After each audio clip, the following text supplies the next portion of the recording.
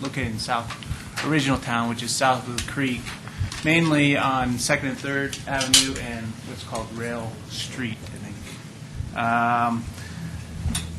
The topic for tonight is the improvements that were started in 2008 for this area of town and completed in the spring of 2009. The work that was included in 2008 was the removal of the existing street, regrading to improve drainage, reconstruction of a thicker pavement section and concrete curbs, and addition of a storm sewer to 2nd Avenue and Douglas Drive. The initial project cost was $541,000.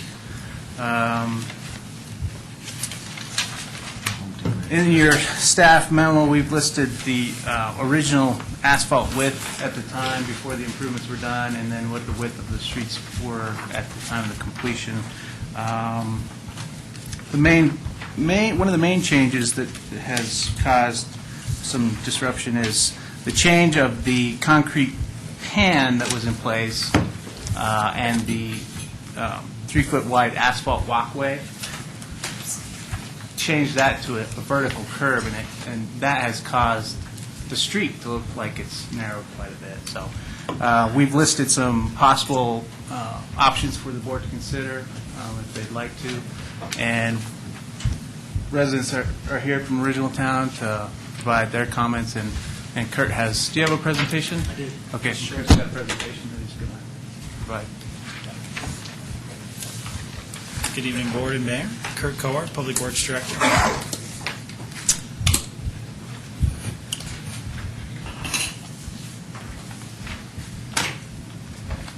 So I created a few slides just so we could get some visuals on what we're all talking about to make sure we're talking about the same thing. As I've been here over the last year, I've tried to spend some time in this area talking with residents, understanding what their concerns or complaints are surrounding the 2008 street improvements that were done in this area.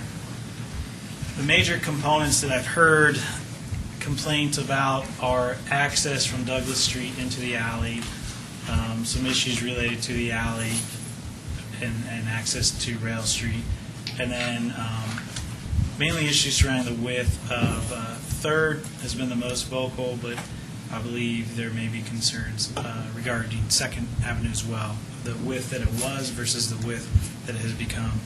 So the areas in yellow are kind of our focal points. The history, and there's not a lot of documentation for me to go back to, so if I'm not 100% correct, many of you were there, please correct me. But September of August of 2008, there was a neighborhood meeting. From what I can see reading through that, there was some division as to some of the topics of what should be done related to streets within the right-of-way and whether they should be centered or not centered. Particular discussion was focused on 2nd Avenue. If you look from the top, Coal Creek's up here, and 2nd comes down. It's wider north of Douglas Street, which is right here, and then it narrows. And as you can see, these black lines on either side are the right-of-way lines. So the street is not in the center of the right-of-way. Then this is the historical aerial, and it's not centered in the right-of-way now. And so that was a topic of conversation. There was a work session on August 25th of 2008, and then again on September 8th there was an additional work session where these topics were discussed. Related to 2nd Street, it appears that maybe there was a gas line that needed relocated, and that was going to cause a time delay, and there were some timing issues with the bids that had already been put out and opened, and so there was a time associated with getting the work out in relation to if design changes were to be made at that point. That delay may not mean that project would have gotten done that year. Ultimately, the board approved the project as it was recommended, and construction began in October of 2008, went through the winter into the spring of 2009. So the original cross-section in that area was the street, which would be on the left side, a two-foot drainage pan or valley pan, and then a 3-foot asphalt walk. And this configuration made the road feel very open, very wide. And these walks, although we call them walkways or whatnot, they are used throughout Original Town for parking, off-street parking in some sorts. The configuration that we went to when this project was completed was the street and then like a 6-inch vertical curb. In some cases, it's a low-profile curb. No walk behind it. So the improvements themselves created a perception that the street is much narrower. And what I tried to do is, this is a comparison of 3rd Avenue. And going off of the aerials, 3rd Avenue was about 29 feet wide, asphalt. And then you add your 2-foot valley pan and the 3-foot walk, it starts to get pretty wide to a total of 39 feet wide. So when you were used to drive down that street, it would look like it was 39 feet wide. It was all hardscape. It appeared as one big street. Once the improvements were made, you had a 26-foot street and a 1.5-foot vertical curb, and then the rest of that was just landscape restored to native grass. So you can see the big difference on the sides here. These are lined up center line. You can see the difference on the side of where the street, narrowed, and you get that effect that if you're to park a car over here, the street really feels still pretty wide. But now, if cars are parked here and even on the other side, the street starts to feel very narrow. So functionally, it works. Perception-wise, it feels very narrow compared to what was there. The difference between what was there versus what was put in, Douglas Street, there was zero change to the width of the asphalt. The sidewalk and the pan versus the new vertical curb is an extra width, but just the asphalt itself, 0 feet on Douglas, it was 26 and 26. On 3rd Avenue, it was 29, went to 26, and then on 2nd Avenue, I believe it was 23, and it went to 20. The main reason that those threes exist there is the way it was configured. The new curb was put inside of where the asphalt was on the old streets. So 1.5 foot and 1.5 foot, and you get 3. If you work through the petitions, I think I might be missing one property on this side, but the areas in yellow and the green were the addresses that were on the petition. The request on 2nd Avenue was to have that street widen back to 30 feet wide. I think it was maybe 29 before.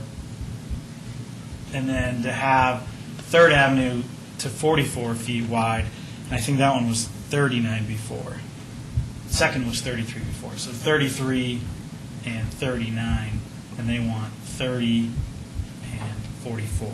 Does that make sense the way I said that? They want it wider than what it was before originally. Yes. Yeah, let me restate that. So the original asphalt width on 2nd Avenue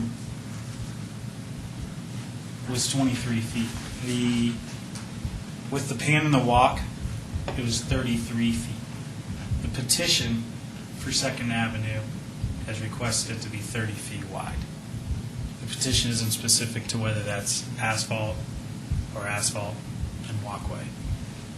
On 3rd Avenue, the original asphalt width was 29 feet wide. With the original drainage pan and walkway was 39 feet wide. And the petition has requested 44 feet wide. So there is some discrepancy in widths, but that's how everything lines up. So this is a representation of the petitions and the location of residents on those petitions. So this area is on the north. It's this location right here off of Douglas Street. Douglas Street was, in the old image, you can see it's not centered in the right-of-way. So the black lines, again, are the right-of-way. It is not centered. When the project took place, Douglas Street was centered, so therefore it did move over, and it did stay its original asphalt width. When that happened, there was a drainage inlet put in to serve the drainage coming down in this area. This slope right here, I'll try to get a different view for you, got very steep, and due to the steepness of this, the access to this portion of the alley has essentially been lost. And so Mr. McLaren in this area, we've worked with him to kind of get a new gate and a new area to access his backyard. He did have a gate back here that became inaccessible. We've had a complaint from another neighbor on this side. But essentially, we did take some access away with the project for these residents that they perhaps were using. So that has been a complaint, and no remedy at this point. To correct this area at this point in time, what we'd essentially need to do is we would take this inlet, we'd move it back a little bit, and we'd just have to create some more slope. Given the grades here now, we may also need to do some small retaining walls, possibly even some sort of guardrail. Given the drop-off that would be created, we wouldn't want to create a hazard for someone to drop off into someone's yard. So that would be the kind of the nature of the improvements in that area to change that and reinstitute that access as a drivable access. Anyone ask questions at any time? I'm just gonna Kurt, on the other end, is that where it goes into Children's Park? Yeah. So there is no outlet on the other end? No. So down here it dead ends, and that you can see Children's Park is kind of down there under the shadow. I don't have a great picture for down there. And secondly, have we surveyed those people who back up to that to see how many would actually make use or need to make use of an outlet? Not yet. We did. So I wanted to touch on that. We did have the alley conversation, and so we agreed that we were going to do an alley survey. I held that survey off because we were doing improvements in the entire area. I didn't want to confuse the residents with the survey and the improvements, and they would think that it all was one, and if they responded yes to a survey, something was going to happen. So the actual survey we had discussed previously, we're planning to get out next month. So to answer your question, no, we have not done that yet. This is looking from Rail Street, so this would be this area down here looking north. So we haven't heard a lot about this entrance, but we have heard down where you see the gravel turn into grass, and you kind of see the trackways there. You can see the canopy on Children's Park further down. Down in this area, we have received some concerns that the existing drainage configuration of that area, not related to the road projects, causes most of the water to collect at this point. And it does. Some of it does go into Mr. Chavez's yard, and there has been a request to put in some sort of inlet or perhaps a pipe to pipe it across Children's Park to that alley where it'll flow into the inlet and then not collect that water right there. So that's kind of a request we've heard in this area. Beyond that, I'm going to open it up. Go ahead, Trustee Stroh. Yeah, I also heard complaints about drainage coming off of the Single Tree Trail onto the rail, what do we call that, road? On Rail Street. Rail Street, and then onto Third Avenue, and perhaps a request for an inlet drainage, an inlet on Rail Street to alleviate that. And part of the concern is that the drainage, the water coming off of the trail will only be worse now that we're opening up the extension of Single Tree to Colton. And drainage is something that was behind doing all of this to begin with, and if we haven't fixed that, we got to figure out what we've done wrong and fix it, because we wouldn't have done half this work if we weren't trying to fix the drainage, if my memory's correct about it. Sure. Ms. Forsey did bring that up to me and in front of her home. And it's something we've been monitoring, watching for. We didn't really have a huge wet spring, summer, fall, so it's been tough to see. But basically what we said was, if there's an issue, then we should fix it. But let's try and see that issue. And so far we haven't seen it. I'm not saying it's not there. And something that Martin brought to my attention a couple weeks ago was the county's out there doing work, of course. Right. They former Public Works Director John Hawkes made improvements to that area. They put in a culvert. Right. Well, that culvert was 3/4 of the way filled with sediment. So when the county pulled it out, that might be part of the problem. So what the county's going to do, they're going to install a new. They are going to Yeah. install a new, because that was, I guess, Gladys was not Yeah. sure about that, and So they pulled out the one that John Hawkins had installed for the town, and they're going to. They pulled that out. They're going to put in a new one for us as part of that project. So that might alleviate some of the problems issues. Kurt, can you point to Dot where the current drainage inlet is? Isn't it up there at Douglas and Second?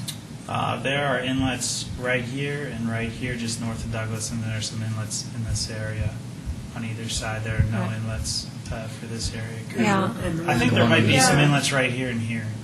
There are inlets there? I think so, yeah. There is one there. Yeah. So what is the code or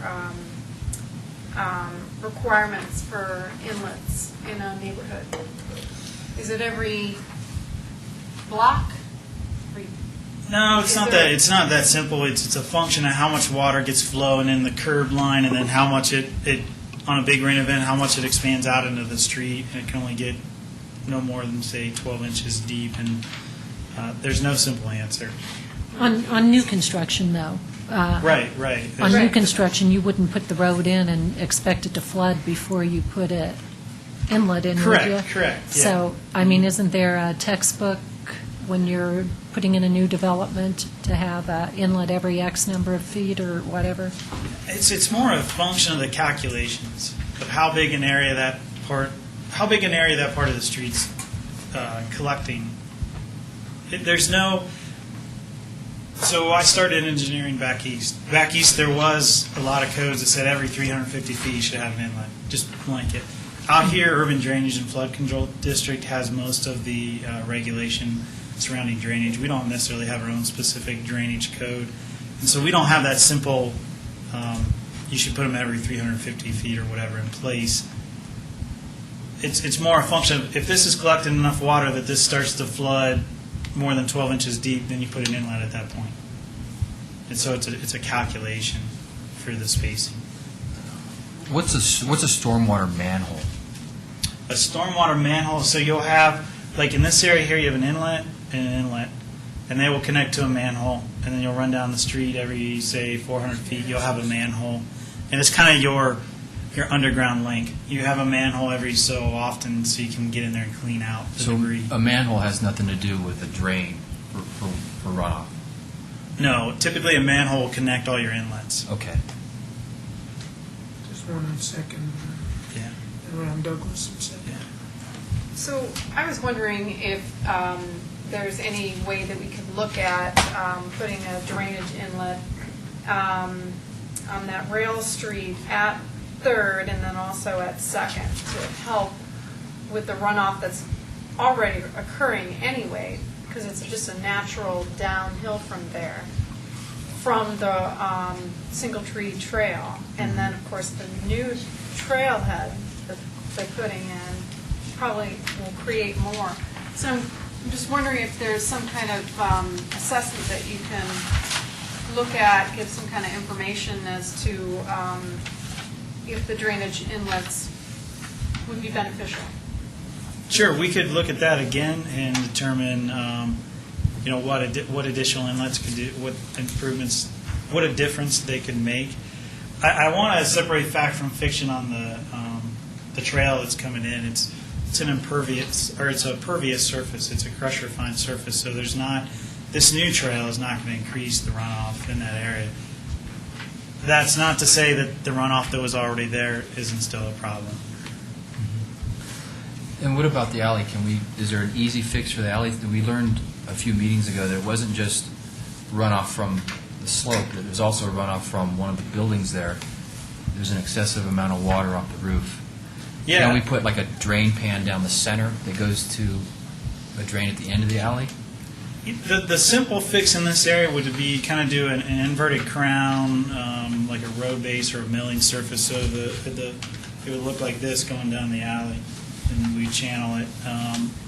And then, depending on the amount of flow, maybe we need concrete in there so it doesn't erode. But then we could put an inlet in this area and we could pipe it across Children's Park to the other side, and then it's got some fall to work with to get it to the drainage system. So that would be the simple fix for that area. So when I was mentioning the two drainage inlets on the end there, those are just suggestions. It would be great if we could get the whole area, including the alleyways, as far as how many drainage inlets are really needed. Yeah, I mean, just thinking out loud as we're speaking, possibly what we could do is put an inlet on either side here, run a pipe to the middle, and then run up the middle and kind of connect it up the alley. It's a possibility. I don't want to guarantee anything, but Want to I'm make just- sure it's going to work. Yeah, yeah. How much water is, as I looked at that, I believe the only runoff is from one side of Rail Street to the other side of Rail Street because there's the diversion on the other side, right? And I'm hoping that that's working 100%, and if it's not working 100%, we should make it work 100%. Yeah, this is, right now, it should be diverting water. And so, we have to look at it all, but you're right, it is diverting some water. And I guess when we look at this and apply numbers to it, we'll say how much percentage is going this way and how much percent of that flow is going down Third. I haven't seen the flows that would require inlets since I've been here. I don't want to shut the idea down. I'm not sold on it yet without looking deeper. From my perspective, if I could just, I think there's a variety of problems. Some people will like the streets to be wider just because they like it to be wider, and I get that. I mean, really what that means is taking out essentially their front lawn to make the street bigger. So, I mean, that's one way of looking at it. But just from the drainage, and I agree with Trustee Sorelli, the reason why this project happened was because of drainage. And if we haven't, I think the internal drainage was always brought up as an ongoing issue, so that the drainage project that went here was to make sure that street flooding didn't occur. But it never really addressed the internal drainage problem. And it seems like that's, I think, at least a high priority from my mind, as well as access into the alleyway. So. Okay. Toward another issue, would you just draw across where the floodplain rests? My question is this ground such that it doesn't have much ability to absorb even a moderate rain event? I mean, if the floodplain cuts right across there. So if you've got high water levels anyway, and couple that with perhaps some bad drainage, then on a storm event, you got an issue. Am I all wet on that, or figuratively You've got an speaking? alluvial drainage in this area, so there's not a lot of clays, it's a lot of rock, and so the water's going to flow subsurface underground through the soils that are there. It's already doing it. The water levels in that area, and the residents, you hear them talk about it a lot, are the water's right below the surface a lot of times. The floodplain, if I had to sketch it, roughly comes up, kind of comes in here, follows the road, and kind of comes in this way. Some of these structures, although they're within the floodway, their elevation of their pads is above the floodway. It's not a simple diagram. So assume it kind of cuts across here. If you're in the 100-year flood, none of these inlets are taking water. Everything is surcharged. The water's just kind of sitting, and it's backing up. So in a 100-year flood event, no, it's not. Nothing's changed. Mm-hmm. Did that answer your question? Well, I'm actually just wondering if I'm thinking if I can use the analogy of a wet sponge. If the sponge is already saturated or wet, its ability to absorb more moisture is not there. So if we've got a high water table in that area anyway, then it's not going to be able to absorb an ordinary amount of moisture. So it seems to me that the only way to do it, I'm not talking about the 100-year flood, I'm talking about spring rain, that the only way to fix this would be to put more drain inlets in strategic spots. It seems to me like it will never be serviced by inlets just at the north end of either Second or Third. Say that one more time. I just think we don't have any choice. If we're talking about a floodplain that tends Well, to imagine- be non-absorbent or modestly absorbent, we're going to need more inlets. On the south end, coming off of where I'm interested in all these people's opinions, but talking to the residents there, we've got drainage problems, and those drainage problems are exacerbated during a rain. But I was out there today, areas were wet today, and have we really had much moisture any No, not much. time recently? So I just think inlets are probably the solution. Yeah, I want to be clear about the 100-year flood. Imagine if Coal Creek is flooding, 100-year event. Imagine the storm system as a hose. If Coal Creek's 100-year, if it's flooding, then you've essentially plugged the end of the hose. And so any more water you try to push into the hose, and then imagine it's like a soaker hose. Imagine it's got holes every so often in it. The more water you push from Rail Street, the more of a geyser you're going to have at your midpoint because the water just does not have anywhere to go. So, yes, these would catch more water, but we're already pushing that water to a floodplain area, so it's going to be inundated. Does that make sense? Yeah. Okay. Okay.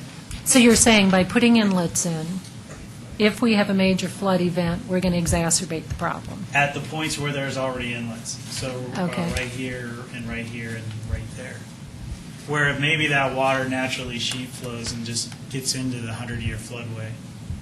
So what's the alternative if we want to, day in and day out, ameliorate the drainage problem on the middle to southern part of that map? Well, I think we study deeper how much flow is going each way. We just nail that down. How much is diverted, how much is actually going down Third or Second. We can make a good decision about whether these inlets are effective. I don't think there's any question that there's a problem right here. I think we all agree on that. So that makes sense. And so if we determine we need those inlets, we can certainly make a decision to put them in, and we can do some hydraulic analysis to determine the impacts during different storm events to know how it all kind of works together. But ultimately, in a 100-year flood, this is the low point. This is where all the water's going to. So we can't solve the 100-year flood. Right. problem. Right. I mean, we can make the bridge wider and widen the channel and talk urban drainage into another $5-10 million. But we can try to improve the drainage on a normal basis, short of the 100-year flood. Sure. Yeah. That's what I guess we're hoping for. Would improving the alleyways so that they're drivable, they're all the same quality, they have drainage pans or whatever the mechanism that makes them drain from the rooftops and throughout the rest of the area, would that help? I think it would help the ongoing nuisance flows. Or if it snows and you got the melt-off event where the water's running and collecting and refreezing and whatnot, I think it'll help that. Again, in a big, massive storm, I'm not asking Yeah, about that. yeah. But you're- On day-to-day basis. let's work with frequency. So 100-year, we can't touch it. 5, 10, maybe up to 25, we can make a difference. 5, 10, 25-year storms, frequency storms. Anecdotally, I stood out there in a torrential rainfall when it was spring or, well, I don't remember when that was, maybe 18 months ago. I forget, after this road project went in. And it seemed like the water drainage was working pretty well on the streets, but it turns into a mud fest in the alleyway. And I think it'd be, I mean, if you really want to have, if residents there really need the alleyway there, then we need to make sure that it works. And I think the only way to prevent that from turning into soup is to drain right where you pointed it out, and then either improve it with road base or whatever, because I don't see any other way around that. But in terms of the, looking at Rail Street or whatever, I didn't see that there was a big accumulation occurring on Rail Street that would need a drain inlet, because it was just sheeting from one curb to the other curb, and that's not a whole pile of water. Some of it might have been going in through the roll-off curb that goes into the alleyway, because the rest of the curb is whatever that, there's some term to that which I will never remember, but basically that square stuff. Yeah, it's a vertical curve. That diverted pretty well, but at the alleyway there's essentially a driveway where some of the, not a lot, but some water moved from one side of rail down into that. The other problem as I looked at it is that just, it's a historic area, and so we wouldn't design residential areas like this. A lot of them are actually below, even though we lowered the roads in there to help drainage, the houses are actually even below the grade of the street, which is a very difficult problem to solve. They are, in some areas they are, especially in this area there's some. It's tough to deal with. And I hear what you're saying right here. I think after we look at the numbers, the diversion is taking most of the water. And so there's a low amount of water that is coming down these streets. And we'll figure out what that number is, and we can put it out there and then carry the conversation on. But I think, would inlets change something? Yes. Would they? Most likely, they're changing perception more than flooding. That's what I'm wondering. Is Yeah. it perception, or is it actually doing any good? I think if we run the numbers, it would change perception. I don't want to discount anyone's opinions, but I think that's what the theory would show. So maybe I could, but I'd like to obviously have resident comments that are here about this, but what would you think there's a few issues, people, street widths or whatever, that's one issue, drainage is another. But what would you think the next step would be in terms of dealing with the alley? Right here, specific, or just this whole alley? The whole alley, yeah. I think the next, if we wanted to solve all the issues there, I think the next step is, at a minimum, designing a drainage system from this point to this point. Maybe it's just pipe here, or maybe it's pipe the whole way. And then we address the surface with some sort of road base or millings. That would be my first thought. And would regrade how that, move that inlet south and then regrade the entrance into the... Correct. I did leave that out. We'd move that inlet down to here, possibly connect to it, have a better slope here. As I said earlier, it probably is going to require small retaining walls and maybe some sort of guardrail at this point. Okay. And I think the numbers I had thrown together on that, maybe we're getting into for just an inlet and pipe system here and regrading and stuff here, you're probably getting into 30 to 40,000 range, maybe upwards of 50. And in terms of timeline, how long, realistically looking at that and trying to do some 30% engineering, how long do you think that would be? If we pulled a trigger today, we could probably get some concepts, holidays in here, mid to late January. If the weather continues like it is, possibly you could finish it up in February, March. If we start getting hit, it probably makes more sense to bid that work hit with snow and moisture. It probably makes sense to incorporate that work in with our 2011 street program. You get a better cost. And then my only other appeal would be that when you look at this, that it runs through the planning commission for their review. Yeah, we can. Thank you for that. Yeah, whatever process you want us to follow, Just- we're happy to. Well, this seems like, changing drainage is more than just, relaying asphalt. It seems a little more complex than Okay. the average project. Yeah. Kurt, I know south of Children's Park, we've heard from homeowners on either side of that drainage problem there. And we've got Mr. McLaren fixed. Who else have we heard on the north end where you're thinking about moving that inlet? North, right here. Yeah. I have I believe this property owner we may have heard from. Sacker? Sacker? Yeah. I think they have a, correct me if I'm wrong, landscaping business in there, and they were using that access. Yeah. So I believe we have heard from them. And McLaren, most of his requests have been met. His driveway, the asphalt where it got patched back is falling apart. That's a warranty issue. So we're still working on that one, but it'll get done. We have gone through and changed out the gravel that was put in as part of the project with asphalt millings. We do still have some areas where we got to take some chunks out. I just became aware tonight, but for the most part, I think we've moved past the driveway portion of the issues. And just for history's sake, when did it come that Children's Park actually blocked that from being a north-south complete alleyway? What was the logic there? We got to look to Phyllis for that one. That's a long time ago. Yeah. I don't have that history. I don't have it We either. could dig it up. I'm sure some of the residents may have some of the history. If they want to. You don't want to hear from us. We do not. Pretty soon here. All right. I can follow up on that history. Not, well, it's probably moot, but it, Okay. In other words, we didn't do it. when I I walk don't it, think it so. seems I a don't little know. That's ridiculous. prior, yeah. So if I want to make sure I heard things correctly. We would like to analyze the drainage, determine where the real problem is.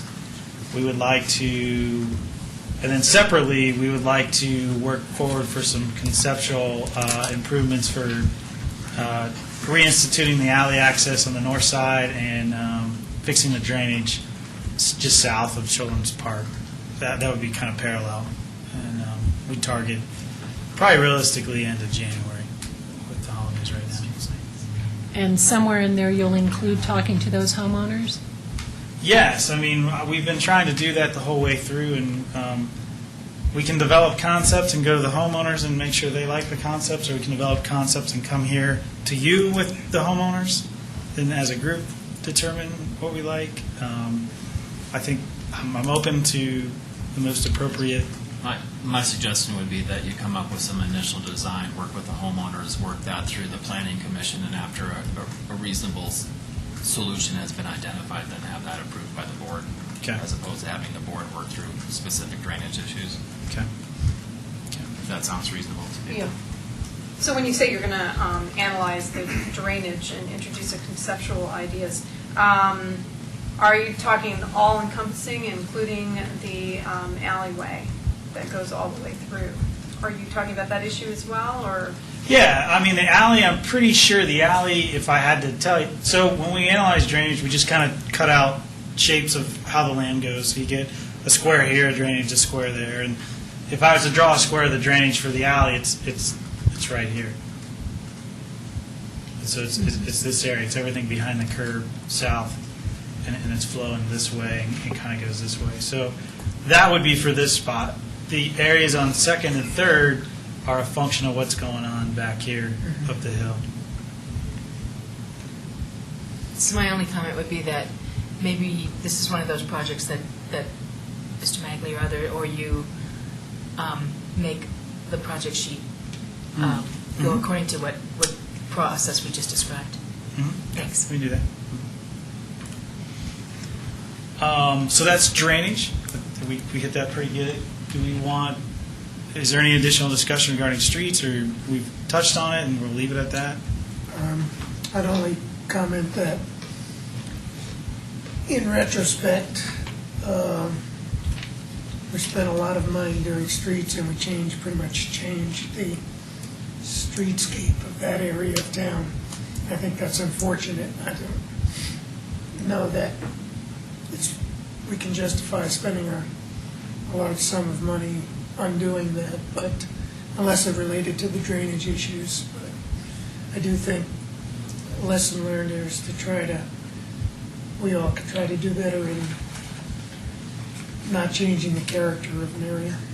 Well, and I think you can point to north of original town that just happened. Good. Yep. And if by chance the drainage solutions involve mountable curbs instead of straight curbs as an improvement to drainage, I'd love to see that, because that would do a lot to improving the perception of how the streets are laid out now as opposed to how they were. Sure. I think after we go through it, I don't see where the mountable curbs will have a justified cost to them, but a progressive thing you could possibly look at doing is adding the 3-foot asphalt walks behind the curb that's there. It's not as level as and drivable as the previous configuration, but So, my only perspective about that is that asphalt, to have safe, walkable communities, which I think are an important regional initiative for reasons that we can't enumerate right now, but having sidewalks would be very beneficial. I know that was not well received, but having seniors being able to walk out there on a level surface would be extraordinarily nice. But that wasn't the desire of the neighborhood. I'd like to, I don't know at what point we go to the community members, but I'd like to know whether or not what you've heard on drainage addresses your concerns. Any of you who are here for drainage-related concerns, have we addressed the concerns? Yeah, you can come up. You can borrow your pointer? can. You have a certain slide that you want? No, yeah, that one right there. I'm Ted Chavez, 401 South 2nd Superior. You guys heard me talk before. I'm going to go over the notes he went over right quick because I know the mayor wants to get going. 2nd Avenue does not have pan, never did have pan. No concrete and no 3-foot on the side.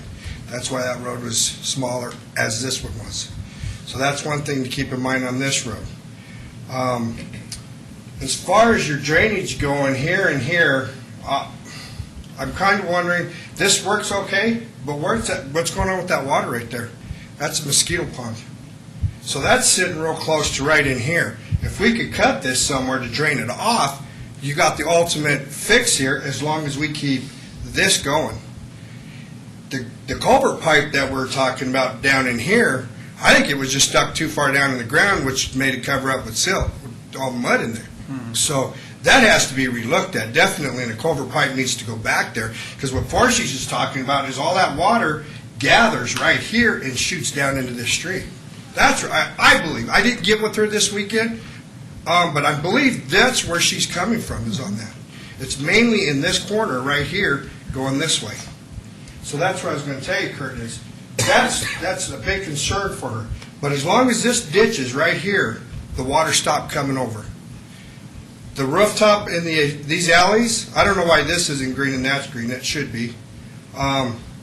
This rooftop right here and this rooftop right here hold enough snow here that it floods that whole alley out. There's a berm in front of this house so the garage don't flood out. I normally let it go into my side yard and my backyard. Now I got an opening in the gate to let it go into the park. So that's how much water was coming. We're talking 3 inches, maybe 20 by 20. So that's where we're looking there. And I know he didn't say this, and I probably shouldn't either, but we also put a porta potty right here because of this alley. That porta potty was set right here next to my fence, which was a good spot. Right here, it's in front of my living room, dining room area. Oh, my God. I want it right back here again, so if we could fix that alley, it would help put that porta potty back there again. And I know my neighbor over here won't cry about that as long as we got that alley fixed. Okay, that's your biggest complaint is the alley. I know you guys don't have a whole lot of money, but if you're rethinking about doing these streets again, I would think about doing pans again. I mean, throwing curb or 4-inch roll-up curbs, but boy, you guys are looking at a lot of money. That's my tax dollars. I think you made the comment that, yes, we learned by our lesson, but if you're going to redo something, yeah, Kurt, come out and visit with us. You know, I know that other people complain a lot, but just come and visit, and we'll talk about it first. You know, but other than that, it's looking good.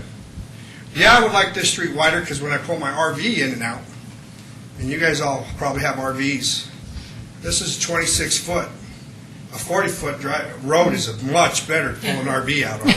I mean, I got trees all along here, and it's like, okay, so, yeah, I would love to have it wider, but I know the money's an issue too. But if you could consider roll-up curbs would also be nice, so we could actually just roll over it and keep going that few extra feet. Would help tremendously. Thank you. Thank you. I think in terms of Second Street, if I could, and I don't know if George had any comments about this either, but when and if Charlene's property ever develops, that would be a time that street could be redone with the developer paying for whatever's happening there. So Yeah, that'll be I a don't major know. change. I don't know when that's that doesn't seem like that's anytime soon, but that's something that should put in a tickler file sometime. So whenever that occurs, that could be readdressed. Okay. Okay. Is there anything else about that subject? Thank you. Oh, Kurt, please don't let him forget that is a handicapped house, that one right there. And she uses her alley for 100% handicap. That's it, right. Okay. Thank you. Should we then move on to the January 10th meeting? Thank you, Kurt. That was a good presentation. So, for right now, what we have for the January 10th meeting is the minutes of the committees and board minutes, proclamations. We're trying to schedule proclamations for Jason Hinkle and James McGinnis for their time they served on the planning commission. Trying to work with their schedules. We have resolutions for public postings that we do every year for all of our different entities. And ordinance amending Chapter 6 of the Superior Municipal Code, and that is the last, I think, chapter that we have to update, so it'll be nice. Amen. Yes, yes. And then for the work session, we have a review of the CIP process that we want to follow. That's what we have so far. Some things might come up in the meantime, but that's what we have now. So for that F, Uh-huh.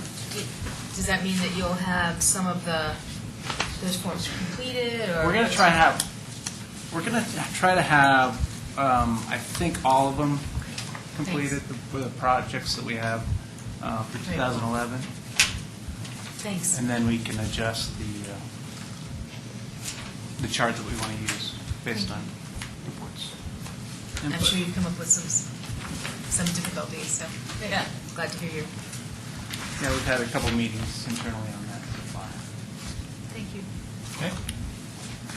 And then digest.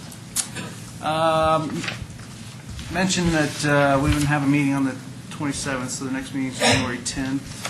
I wanted to point out that our finance department received another award for their work in the budget. So I wanted to point that out. They always do a great job. I think it's their 9th year that they've received the award. So. I hope they don't think it's old hat, we don't. No, I don't think so. Let's see. I put in there about the Excel transmission line with the work they're doing there. I don't know if you've received any calls on that, but Excel's upgrading their transmission lines through the open space. Three Parks is moving along with grading work for the dog park and irrigation and water line installs and the parking still to be done this year, this month. So it's moving right along. You've lucked out with weather. Yes, yes. And actually, I put in the digest that the interchange landscaping, we were going to wait to do the beds until spring. While with the weather, they just decided to do them this week, so just to get it done. So the trails are moving along. The county's cranking away on the Colton Trail. They're doing gangbusters. Tempted to use it. Yes. And I've included a map that I thought you guys would be beneficial to see the alignment of the trail. And then the trailhead's moving along, parking and curb, I think, is in the next 2 weeks, depending on the weather, but if we can get it in, they're going to, so. I think that was the highlights. Unless you have any questions.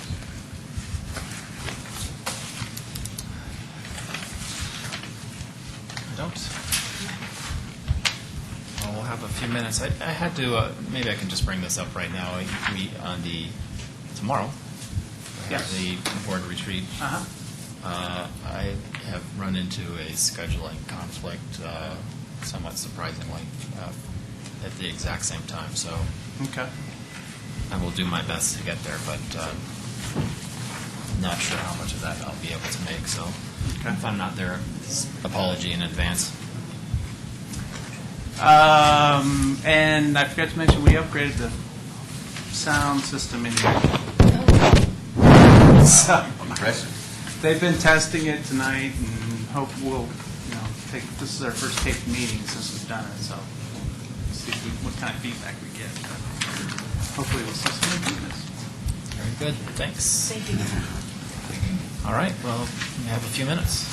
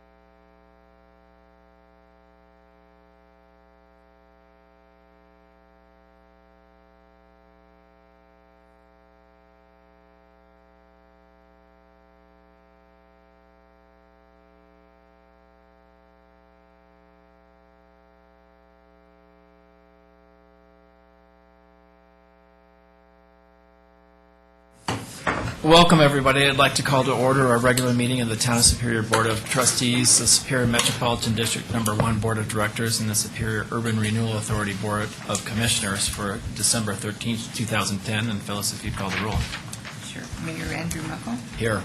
Mayor Pro Tem Elia Gagoras, Here. Trustees Joe Cirelli, Here. Chris Hansen, Here. Sandy Pennington, Here. Lisa Skuma, Here. Deborah Williams, Here. Interim Matt Magley, Town Manager Matt Magley, Here. Town Attorney Kendra Carberry, Here. Town Clerk Paul Slade. Great, thanks. That brings us to item number 3, approval of the agenda. Are there any changes to tonight's agenda? Trustee Pennington? If I have a question to ask about a particular item, do I have to pull it? Is that the It's standard? probably best. I mean, Okay.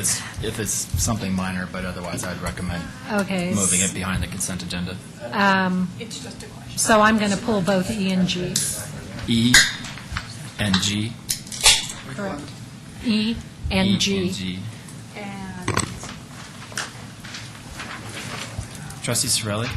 I'm not going to pull this item, but there's either a typo or I misspoke in the minutes of the meeting, and it should, on the fourth line, under mayor and board member reports, should say Hank Dalton instead of Matt Dalton, Okay, and that's not worth pulling for. okay, thank you. Okay. Any other changes to tonight's agenda? Trustee Williams? Yes. Let me get to that. Let's see here. item 7I, 7I. Okay. just a question. Sure. Any other changes? If not, I'll entertain a motion with those changes by Trustee Skumatz. Is there a second? Trustee Gregoris? I'm drawing a quick blank. All in favor? Aye, but I can't move. Unanimous. Thank you very much. That brings us to Except for item. the minutes. Right. Because I wasn't here. Yeah. And as well, Chris, you right. do abstain from the minutes. Okay. Oh, we were really doing the minutes? I thought that was down. But that's not what With- did you. Right. He's just saying that. With that brings us to item number 4, reports, questions, and issues. I would like, Trustee Pennington, would you like to start? In the interim timeframe, I attended along with Trustee Williams the National League of Cities Congress in Denver, and I'm going to defer to Trustee Williams to give a report on that. I also attended the HOA Rock Creek Homeowners Association annual meeting, and I just wanted to compliment one of our own, Trustee Gregoris. That was an excellent meeting, but also very impressed with the quality of the board we have in place, and I look forward to working with them. Went to a Chamber of Commerce holiday event. That was another nice town event, and Heather Craycraft and Pamela did a really nice job of running that. Matt, I'd ask you to clarify, at the last meeting or offline, we talked about Clearwire cellular tower not extending into original town, and then you clarified that, so if you would. Yeah. Clearwire actually has an antenna on Superior Point building that they lease. The Superior Point leases the space to them with the equipment up there, so that extends the coverage north. Into original town. Right. So anybody up there who has Sprint or gets Sprint will be able to benefit from that 4 gig service. Can I ask a question about that? Because we specifically asked the representative of Clearwire whether or not they co-located or had anything else in town, and their comment was specifically, no, they don't. Yeah, the individual that was at the meeting that night, he was kind of brought in at the last minute And to he cover said so, our area. Yeah, and he he said yeah. that night, so I think he just wasn't familiar with it, and Uh-huh. and it escaped my memory as well, so. Can I say that I'm slightly dissatisfied, with that, because if I had known, I suspect the board, if they might have known that there was a hole there, then decisions might have been different, so I don't know if anything is going to change, and I don't think any other board members are probably going to feel this way, but I'm just notifying through you to them of my particular displeasure with that testimony.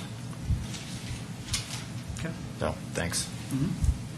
And then I was particularly impressed this packet with all the advisory committee minutes. I think it is just real testimony to the hard work that's being done by our residents on the advisory committees, and I just wanted to extend a thank you to them for that. That's all. Trustee Gregorius. Just an update on the Rock Creek HOA. So we did have our elections a couple of weeks ago, and so there's some big changes.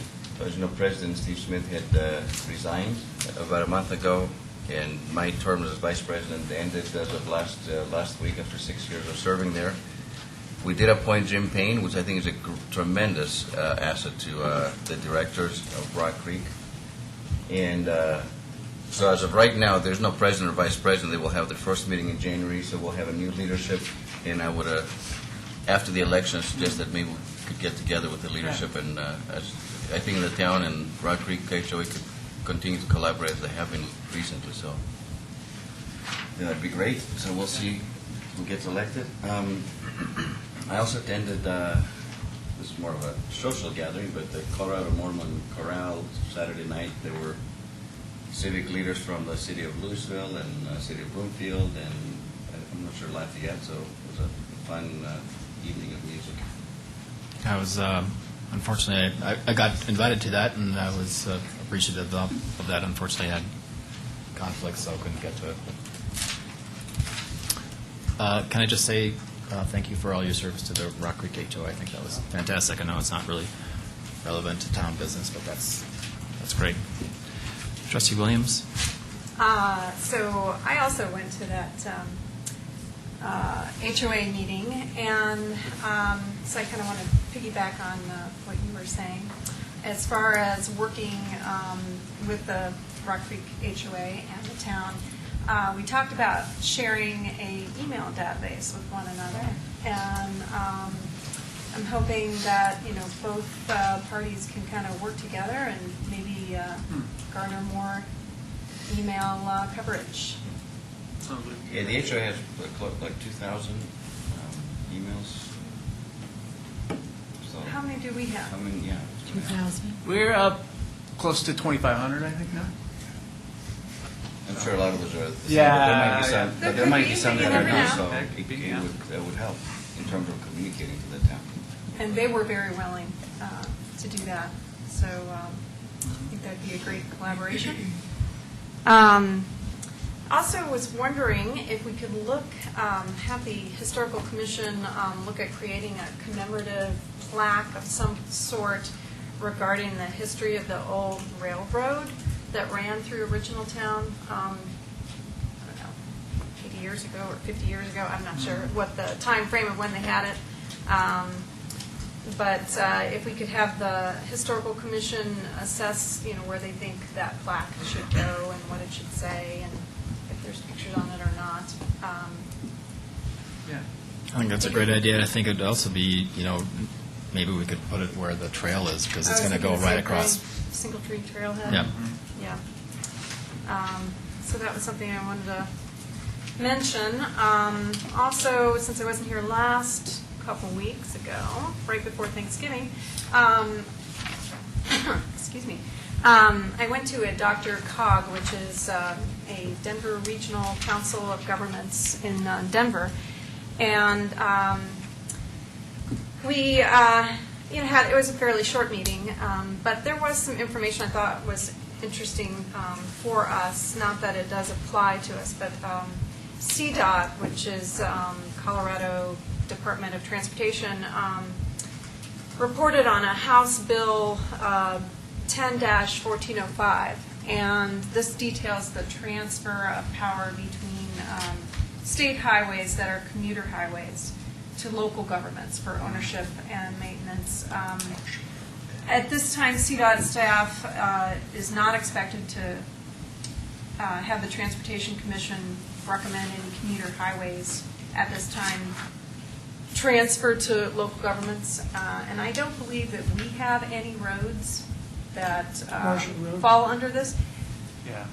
Marshall Road? Marshall Road's one, and then maybe a portion of Highway 128. I was wondering about Yeah. that. Yeah, it doesn't fall under our borders, though, What's that? 128. Yeah, actually, a portion of it does. Just the very, Yeah. the corner? No, it actually extends west, maybe a mile or so. Yeah. Really? If you drive out there, you'll see the sign. Sign out there in the middle of nowhere. All right. Okay, so it Yeah. may affect us and it may not. At this time, they don't believe that they'll be transferring ownership, but I'll let you know when I hear it. I'm sure you'll hear it at the same time. Also, the Denver Regional Council of Governments is hosting a series of 3 short courses on transportation, Metro Vision, and aging for the Denver metro area. And if anyone is interested, just let me know and you can come with me. I attended a National League of Cities annual Congress of Cities Expo. I attended a few seminars and several workshops.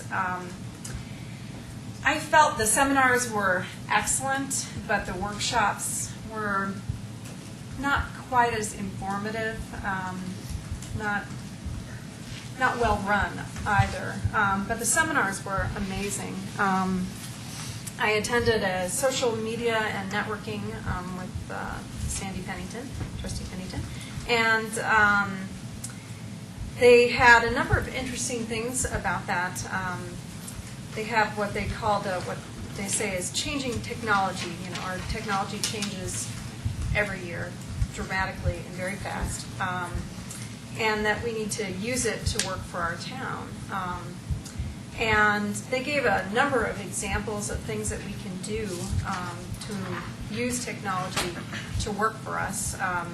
They mentioned, and I can't remember where this is in what town, but and I'm thinking the East Coast, but there's street sweepers that actually ticket parked cars while they're driving, instead of having the police come and ticket and take the time and resources and money for that. And they have this technology that they put in the front of the sweeper, and it takes pictures of your license plate as they're driving along. And then that loads to a database in your town, and then, or through the police department, and then, you know, emails, or not emails, but your ticket is issued via mail. So I thought that was kind of interesting, you know, just to see something, you know, technology used in a completely different way. And then they also mentioned using Facebook and mobile apps to connect with residents on current issues, crime reporting, repair issues for roads and public facilities, so that residents can talk to the town and vice versa, so that you could use like a mobile app that you could download to your iPhone or BlackBerry or Android, and instantly you'd have all the information that is happening in your town, whether it's issues, events, you name it. So I thought that was a great way to use technology. So, and to conclude, I did attend some workshops on volunteer databases, on technology, and then financial stewardship, and they were very interesting. And we're going to have a board retreat tomorrow night, and I'll probably be presenting several new ideas that hopefully we'll take advantage of. Is the town superior on Facebook by any chance? We actually, No. we Are have there plans? we have an event page, Yeah. There's the an event Superior page. Morganville Bismarck. and that was recently transferred over, and it says Town Superior events. Yeah, our staff's been looking at what other cities do, and they've been doing some research on it. But Okay. yeah, just the one that Trustee Williams mentioned. We have all of 9 friends.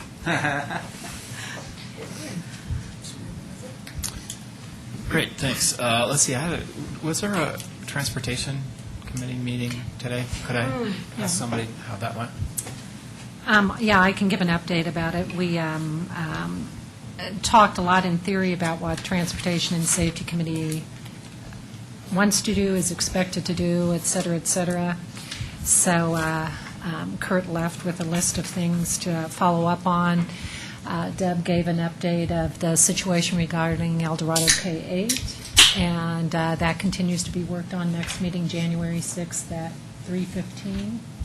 Is that correct? El Dorado, El Dorado, January 6th.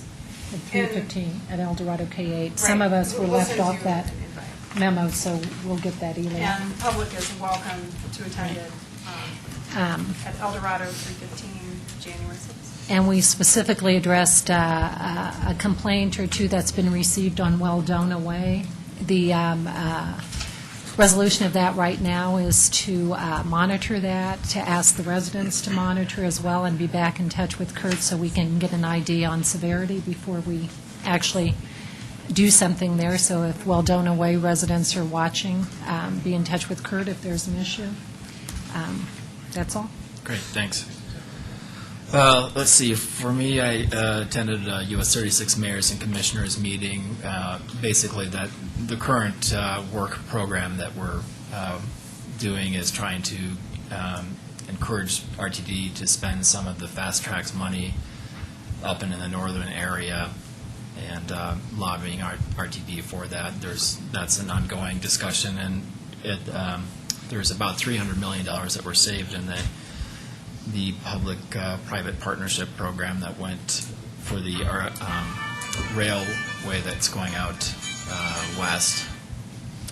And so we're lobbying for having at least a significant chunk of that being spent on the US 36 bus rapid transit. The RTD Board of Directors will be working on that and coming up with some decision probably in January. And then I think I copied everybody about letters I sent to Boulder Commissioner Tour, as well as the representative of the Jefferson Parkway, describing what our concerns are, and hoping that they would reconsider exactly where their interchanges were going to be located on 128. And that's all I had. Trustee Skumatz. I also attended the National League of Cities conference, and I thought I would prepare a couple of sentences for the rest of the board members on the sessions I went to. I went to the Chamber of Commerce event as well that was previously mentioned, and thank you to the Chamber. That was a really nice event with a lot of good attendance. Went to a consortium of cities meeting, and during that we were discussing a number of things, but in particular the legislative agenda, and I'll be talking with the board about that tomorrow at the retreat. And I attended a Colorado Municipal League policy meeting, and and a number of things that are potentially coming up for consideration by the legislature were discussed about whether or not the CML would either support them, oppose them, or gather more information, or remain neutral, or that sort of thing. I brought things along, but I unfortunately xeroxed them wrong, and so I will give them to you. That's it. Trustee Sorelli. I too went to the chamber event and the HOA meeting, and echo the comments of the trustees regarding both those meetings and the HOA board, past and future. It is nice to see that working so well, and nice to see the potential for working cooperatively with us. Final thing I did, purely for fun, with my grandchildren, was to attend Skating with Santa this past Saturday. Those of you who did not see it missed the opportunity of seeing me on ice skates. It happens once every 20 years, whether we need to have it happen or not. May not happen again, though. Ice skating is not like bike riding. It does not stay with you all of your life. But it was a great event. Lots of members of the town were there, and kids. And again, my kudos to the people of Boulder Valley Ice and the Chamber volunteers, Heather Craycraft and Pam. It was really a top-notch event. Great. Trustee Henson. Dare I say we had a quorum at the HOA meeting? I attended also. We didn't talk about town business at all, but it was a good meeting. I look forward to that one every year, and then also attended the chamber function. Last Monday, I met with the Boy Scout Patrol that attended the meeting on the 22nd. They were here as part of a requirement for their merit badge, and then they had to follow up with the government official, so I chatted with them. They were very inquisitive about the public comment part, and they were really disappointed that there wasn't any controversy. And then I want to say a public thank you to Sergeant Chamberlain, who's meeting with the Cub Scout Den right now, talking about law enforcement, how to be safe in our community, and how to be safe at home. And then lastly, I just have a request. I'm wondering if it's possible to get our packets on a Wednesday instead of Thursday. I know that's come up before, but one extra day would certainly help prepare for Monday nights, providing it's not too much trouble on the staff. Especially when it's 300 pages. Yeah, well, we don't have Chapter 16 every time. But, so, the history is, we used to do them on Fridays. Right. No. And then additional time was requested, so we went to Thursdays. It just puts that much more strain on staff to get them out a day ahead of time. And will, if we decide to go that way, probably at some points cause for things to get pushed. So Okay. there's just a, we can do it on Wednesdays, but there's definitely additional things to consider. Well, maybe we can talk about it tomorrow evening a little bit more. Thank you.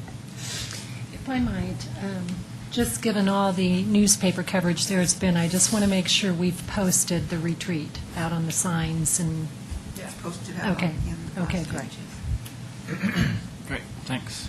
Anything from the town clerk? Interim town manager? Nothing. Town attorney? Nothing from All right, thanks. That brings us to item number 5, which is public comment on consent agenda and non-agenda items.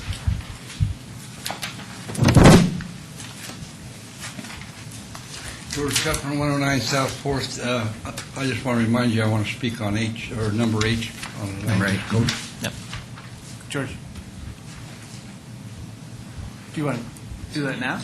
On 8. Oh, you pulled H? No. Which one? So she Is it 8? Number 8. Oh, 8. Number 8. Oh, Yes, 8. okay. Sorry. Yeah. Land use code. Yeah. All right, additional public comment?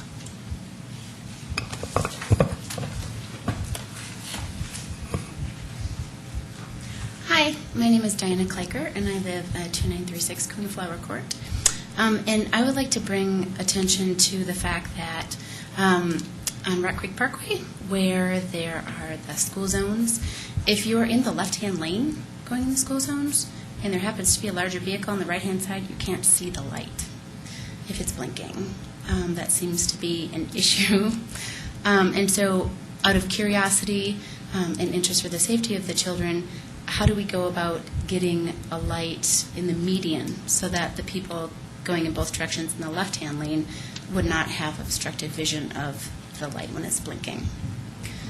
I'm assuming most of the children walk to school because it's right in the middle of the community. So that would be a huge consideration for their safety to prevent any accidents from happening in the future. Great, thanks. Maybe could we donate that to the Traffic and Safety Committee meeting? So on the 6th or 3rd or whenever that was? The 6th. Thank you. Thank you very much. Additional public comment? And Mayor, can I just mention that for item H, which is the memorial to John Kuffner, members of John's family is here tonight, and I just wanted to thank them for coming down tonight. Great. and Being present for the meeting. Very good. Speaking of signs for the school, there's also, if I could just also put it on the Traffic and Safety Committee meeting, there was a request from residents to make sure that all the school zones on all the streets leading into it had posting that you're entering a school zone. I was told that perhaps there's not one by coming up El Dorado, I guess it would be across from Trustee Skumax's house in general. But so I don't know if there is or not. I didn't confirm that, but just as an FYI. Great. That brings us to item number 6, presentations, which we don't have any tonight. And then the consent agenda on tonight's consent agenda is approval of the minutes of the November 22nd, 2010 Board of Trustees meeting, acceptance of the minutes of the Historic Commission, Open Space Advisory Committee, and Parks, Recreation, Open Space, and Trails Advisory Committee meetings, approval of a liquor license renewal for Colorado Walk 2, East High Asian Bistro, approval of liquor license renewal for Safeway store number 1656, adoption of a resolution approving an agreement with Quality Water Biosystems, Inc. for pond maintenance, and adoption of a resolution approving the name of a field at Town 9 Park for John D. Kupfner. And with that, I'll entertain a motion by Trustee Skumatz. Is there a second? Trustee Cirelli. Further discussion? I need to abstain from the minutes. As do I. So do I. Okay. And I do very appreciative of former Mayor Kupfner for all the work for our town, and I think this is something that long overdue, and I thank the family for coming tonight. So with that, I don't think we're spending any money. All in favor? Oh, actually, we are. We are. But quality. Yep, missed that one. So, Town Clerk? Cirelli?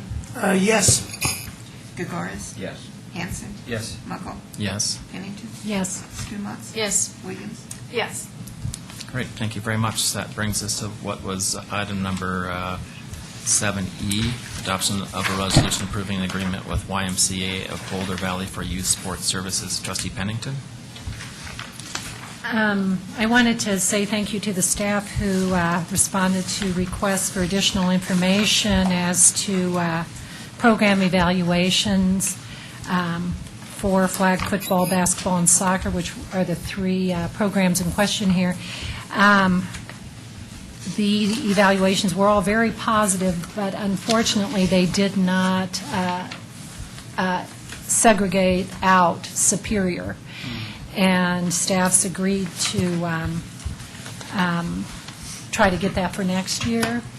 And my reason for pulling this is simply to put a plug in for using the e-blast, and hopefully any advanced communications that might emanate from tomorrow's meeting to actually solicit resident opinion going into votes like this. We just had a tennis program vote, and now we've got the Y vote. So in those cases where residents participate heavily in these programs, I, as a trustee, would encourage us having as much resident ability to give input before the board faces a decision, because I know over the CAC this week there was some pretty serious comment, very limited in scope, however, of problems that a particular resident comes to mind had with the Y program. But that isn't supported by the very, very 80th and 90th and 100th percentile sort of positive responses in these broader-based surveys. So that's why I pulled it. Great. And I think if I think about this, there's so many opportunities for youth sports now that people self-select to go to the Y if they want to be in a Y type of program, and people that want more competitive type of venues do competitive baseball or competitive club soccer and all that. So, but thank you. Any other questions or comments regarding this particular issue? Public comment regarding this issue? I'll entertain a motion. Trustee Pennington. Okay. I move that the Town of Superior adopt Resolution Number R80, Series 2010, the Board of Trustees of the Town of Superior approving an agreement with YMCA of Boulder Valley for youth sports services. Is there a second?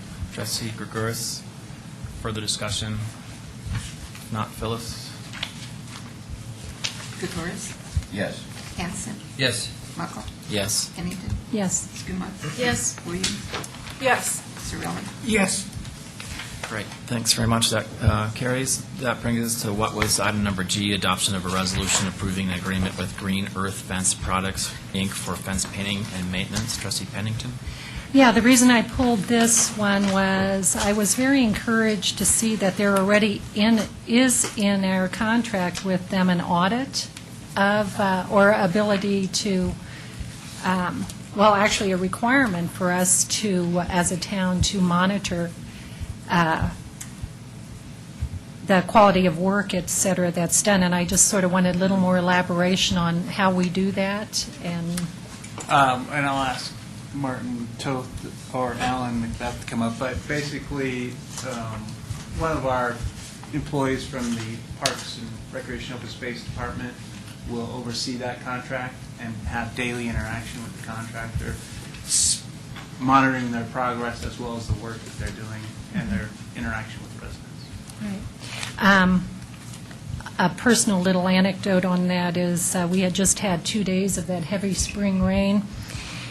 When the painter came out to paint the portion of my fence that faces open space, and I, of course, went out there, arms waving, going, it's saturated, and put in a call to town hall when the gentleman wouldn't quit painting, and you guys got him to quit pretty quickly, and he came back We respond to those calls. later in the week, and when it was dry, and he painted it very Especially from nicely. trustee Pennington. I wasn't trustee, I was just a resident at that point, but I'm like, what are you painting a wet fence for?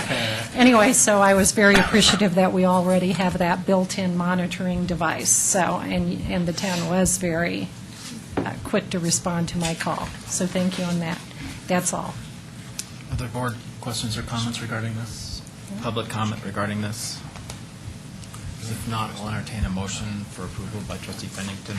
Okay. I move to approve Town of Superior Resolution Number R82, Series 2010, a resolution of the Board of Trustees of the Town of Superior approving an agreement with Green Earth Fence Products, Inc. for fence staining and repair. Motion by trustee Pennington, second by trustee Kirkouris. Further discussion? All in favor? Actually, Phyllis, if you like. Hanson, Yes. Muckle, Yes. Pennington, Yes. Skidmore, Yes. Williams, Yes. Cirelli, Yes. Gregoris. Yes. Great, thanks. That brings us to what was item number 7I, adoption of a resolution for Superior Metropolitan District Number 1, amending the agreement with the Southwest Water Company for water and wastewater treatment plant operations. Trustee Williams. So I pulled this, I was just, there's a bullet point that caught my eye. It says incorporation of operational changes to eliminate the need for improvements or third-party contract hauling expenses related to the water treatment plant sludge disposal. So my question is, who hauls it and where? Did we used to haul it? Did a third party haul it? Just give me just a little background here. Come up.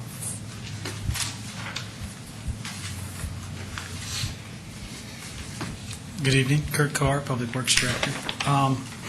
It was a process or a function that was done periodically every 3 or 4 years, and it would be put out for a bid, and the low bidder would haul it to the landfill.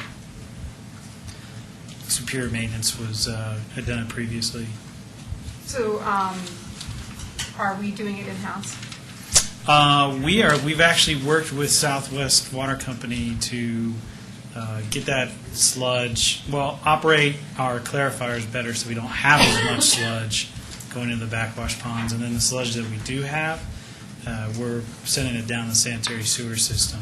We're just kind of manually cleaning the pond periodically, where before it would just be kind of left to sit, and it would get so much in there that you'd have to have it hauled off. So So there's no need to haul it. there's no need to haul anymore. So it's just creating less of it. We're creating less and then dealing with what we do have at the wastewater treatment plant, sending it down the sanitary sewer line. And I'm just curious, is that how most water treatment plants are handled as far as the sludge goes? Some do. Some actually have facilities that are dedicated, like a belt press that kind of squeezes the sludge together and dewaters it on site. Essentially, it's kind of a sticky, textured material after the water gets out of it, and you have to dewater it to be able to haul it, You get less weight by doing that. And what's in the sludge? You don't want to know. It's so the water I mean just has natural organic materials in it, just like any clear water you would pull out of a creek, and you hold it in a glass, you see little things floating around. So we add a chemical to it, a polymer, and that clings, makes everything cling together, and then it settles out in the clariflocculators, and so it clarifies that water. Some of it doesn't. It doesn't all settle out. So then the next step in that process is to go through our filters, and so the rest will collect in the filters. After a while, you'll get enough built up in the filters that you have to clean them. So we backwash, we send water through them in reverse, and then that water goes to the backwash settling ponds. And we reclaim the water after the flock has settled out, and then we push the flock that's there down to the sanitary sewer system into the wastewater plant. Trustee Pennington. In that same bullet point, it said that this saves 625 man-hours per year of Superior field staff time. Is that savings from not hauling it? Or where does that savings come in? Yeah, so there are two different, the first question was targeted towards the water treatment plant, bullet point. The second question is specific to the wastewater treatment plant. What we used to do is 2 to 3 times a week, we have a roll-off truck, and we would put the sludge, the cake from the solids dewatering process at the wastewater plant. We put that cake into our truck, and we would haul it with our truck with our staff. And so that would be 2 to 3 times a week. And we were able to work with Parker Aggregate, who was our interim sludge hauler while our centrifuge was down earlier in the year. And they had asked us, they had inquired whether they could haul for us, and we negotiated a price with them, and it turned out to be significantly cheaper than what we were doing it for ourselves. So the man hours that you see there are us not hauling it ourselves. Okay. Other questions? Thanks. Thanks. Questions from the public or comments from the public regarding this issue? If not, I'll entertain a motion. Trustee Williams? I'd like to make a motion for the Superior Metropolitan District Number 1 Resolution Number SND 1-12, Series 2010. A resolution of the Board of Directors of the Superior Metropolitan District Number 1 approving an extension of an agreement for professional services with Southwest Water Company for water and wastewater treatment plant operations. Motion by Director Williams. Is there a second? Director Skumatz. Phyllis? Muckle, Yes. Pennington, Yes. Skumatz, Yes. Williams, Yes. Zarelli, Yes. Gregoris, Yes. Hanson. Yes. Great, thanks. That brings us now to item number 8, which is a public hearing and approval of an ordinance amending Chapter 16 of the Superior Municipal Code. With that, I'll open the public hearing. And Phyllis, you have proof of publication? I do have it. Okay. Mr. Migley? Thank you, Mayor. Tonight we have a second reading and consideration of an ordinance for Chapter 16, amendment of Chapter 16, which is also known as the Land Use Code of the Superior Municipal Code.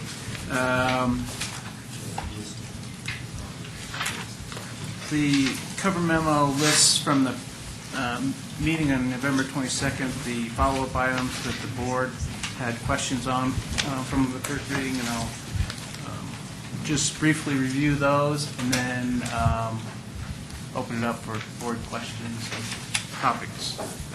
From the November 22nd meeting, one of the questions from the board was the definition of domestic partnership and why we needed to have that included.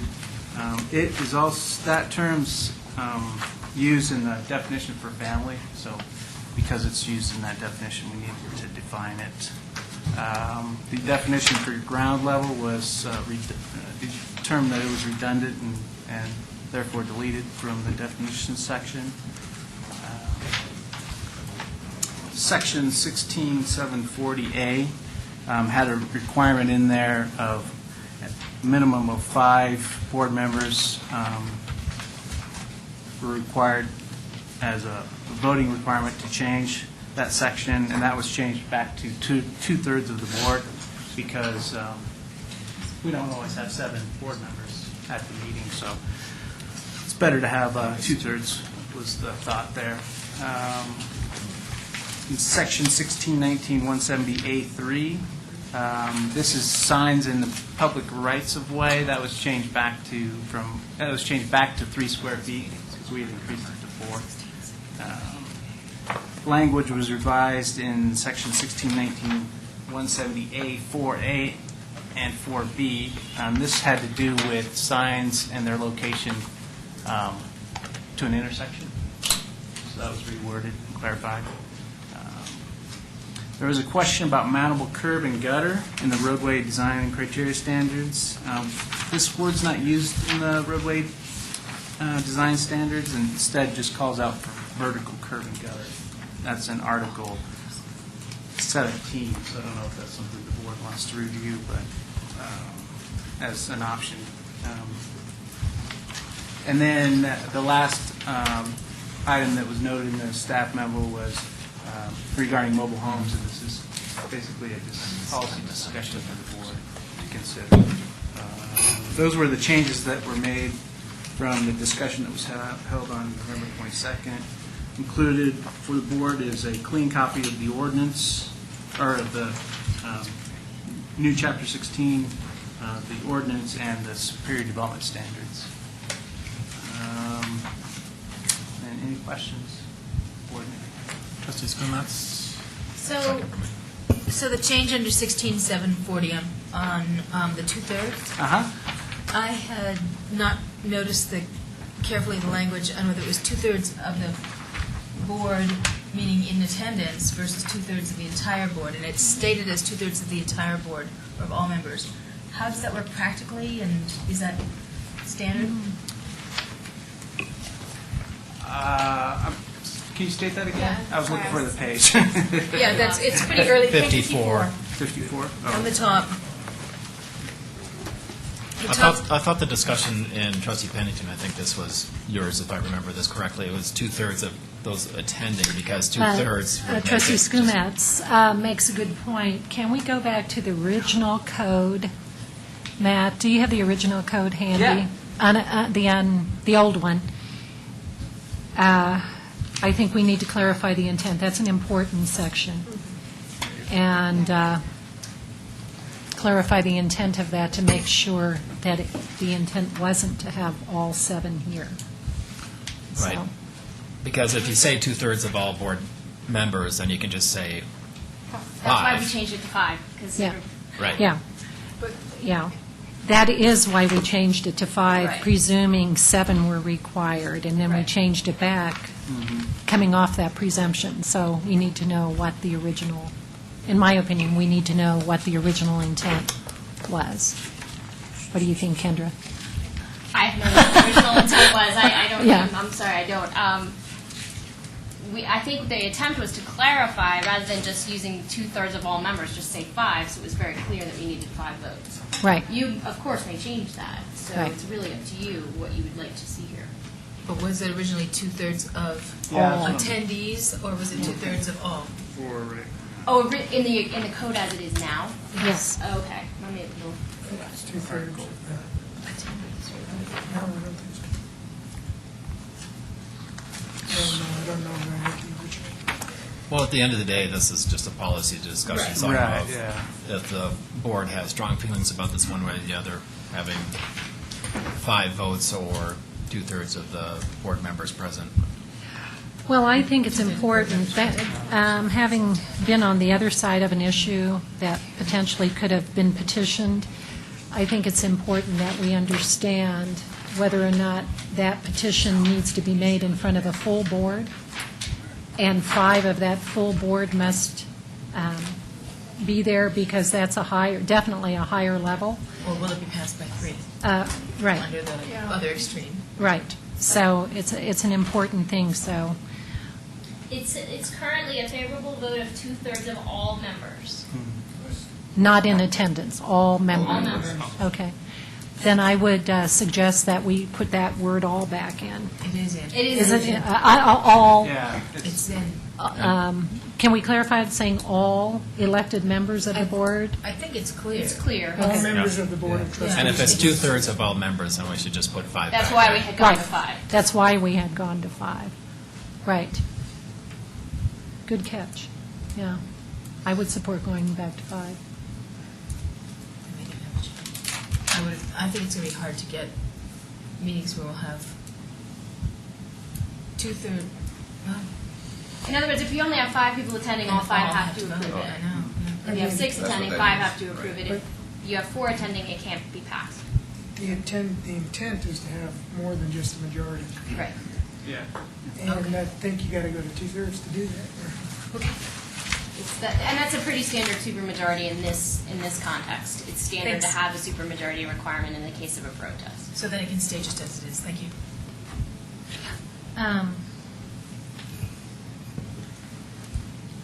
No, it is now 2/3. It's the same. No, of all members, It's all not members. necessarily. I was just trying to clarify. Yeah. It's stated I the mean, way you want it. Either way, it's, you get Same to the thing. same. Yeah, Same 2/3 number. or 5 gets us to the same Yeah, place. so- Stated the way you want it. In other words, 2/3 of the board must be present to vote.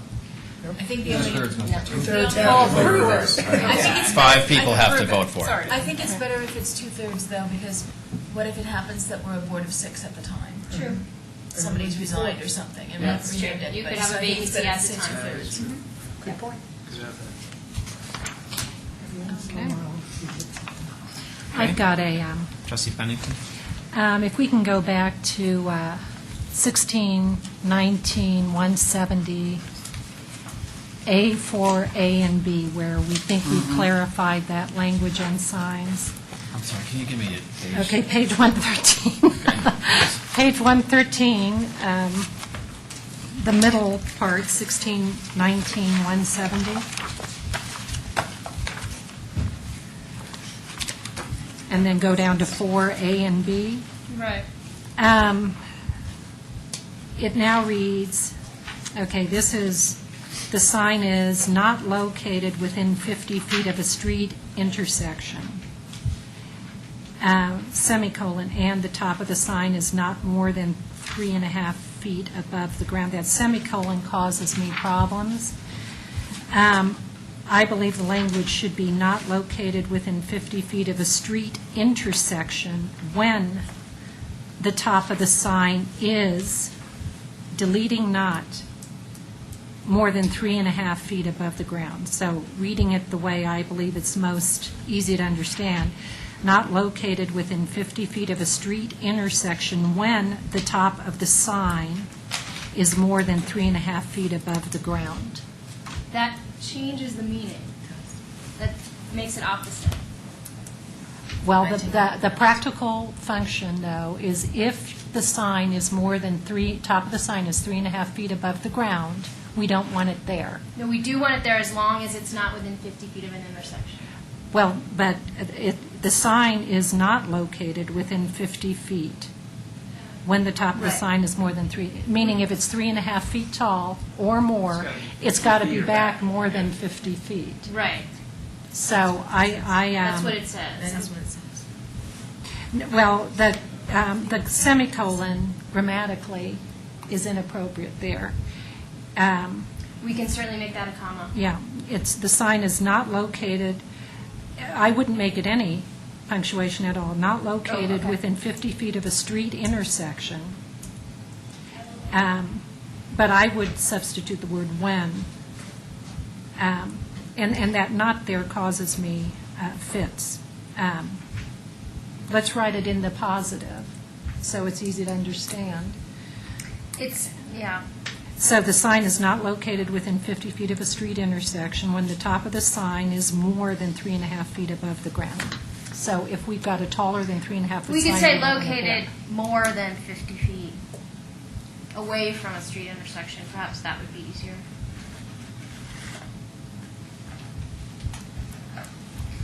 Okay. So rather than writing it Right. in negative, we could Right. say located more than 50 feet from a Right. street intersection, and the top of the sign is not more than 3.5 feet above the ground. Would that make it clearer?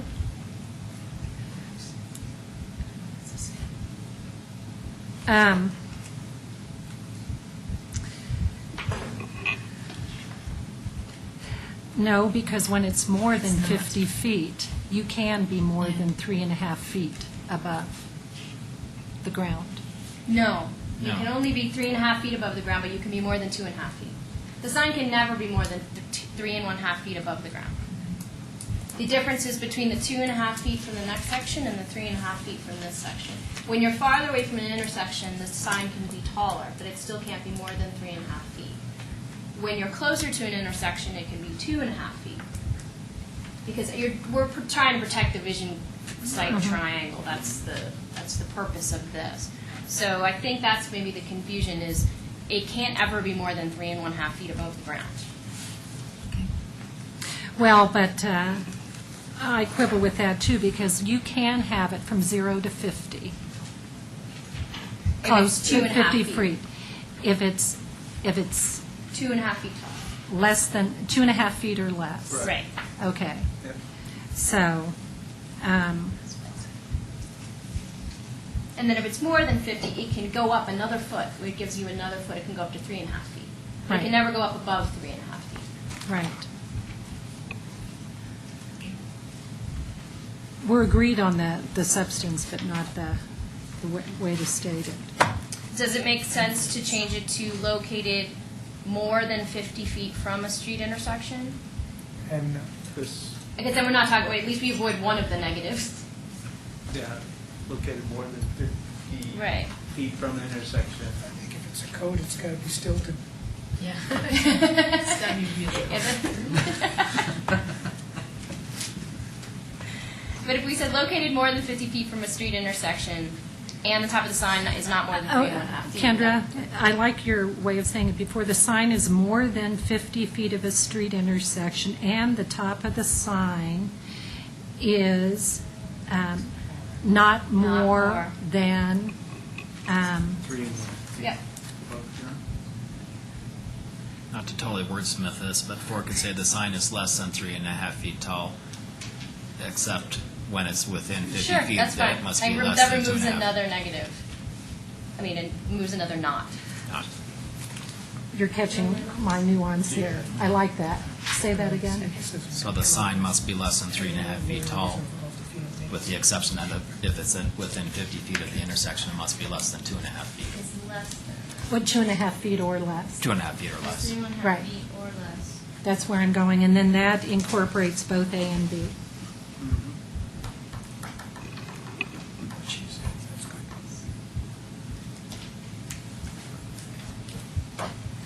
Thank you, Planning Commission, for doing 280 pages. Yes. Okay. See, trustee Williams and then trustee Sorelli, unless is it on this particular issue? On the code. Okay. Not And on this I don't one. want to do with something. Trustee Williams and trustee Sorelli. Okay, I was just curious on the section 16260, the distance to notify property owners of a public hearing was increased to 1,000 feet or a minimum of 50 houses. Where did we come up with 50? After a long discussion. Yeah. Yes. Board. We had several work sessions on this. It came up in a work session. Yeah, it was decided. I don't- 50 was just a number. We want Pulled out a hat. we want to it was err. out of a hat, no. No, we No, want to there was- err on the side of more homeowner notification rather than less homeowner notification. Board member So- discussion. Minimum of 50 homes seems just low to me. Well, I think because when we did the fire station, there was like 10 homes that got. Right. So this is a lot. So we said, let's make it more than that. We expect If that you- 1,000 If to you're come more talking than that. about someplace that doesn't have a lot of homes in the vicinity, That's- 50 would be a lot to notify It is a lot. anyway. And, And 1,000 feet doubles. right, you increase the Yeah, minimum we- distance to 1,000 feet, so there'll be quite a few instances where you get over. Way 50. more than 50. Yeah. Yeah. Way more. So just to clarify, we actually increased the requirement dramatically, doubling it from 500 feet to 1,000. But in those And establishing a instances minimum. where there is not much density and you'd only have a few notified, we established at least 50 have to be notified. And we did a survey of surrounding municipalities just to see what they require, and most of them were 500 feet or less. There were some that were 300 feet. But they never talked about minimum number of houses. Nope. No, I've never seen that before. Yeah, No, okay. that was ours, yep. I was just wanting to know. Questioning how that we need to change it. Trustee Sorelli? Okay, I have three similar kind of items that, I hope they weren't items that were discussed in my absence, and if they were, just say we discussed it and I'll be happy with that, because I was absent for part of this discussion. But on page 15, where we have a definition of large total care facility in the middle, I think we've pared that definition down a little too much. Page 15, large total care facility. For example, I would think a fraternity or sorority could meet that definition. I don't think that's what we had in mind. I think the older definition probably, we should go back to what was there before if we're talking about, let me find the words that we had before. And I know we talked about, and because I can see that we wordsmithed this, but we used to say residential facilities, assisted, immediate care institutions, and nursing care institutions. That's what we were getting at. And by large total care facility means community-based residential facility. It's just too spare, I think, unless we define community-based, which I don't think we want to do. So, Yeah, it used to read before, community-based residential facilities, intermediate care institutions, and nursing care institutions. So what we did is took out intermediate care institutions and nursing care institutions. I see what you're saying, but I don't think our old definition solved that either. okay, well, I don't have a resolution to this. I'm just throwing it out there. There's the flopping fish. What are we trying to achieve with this definition? It's probably has to do with the zoning and what can be in a particular zoning, right? Yes. I'll entertain planning,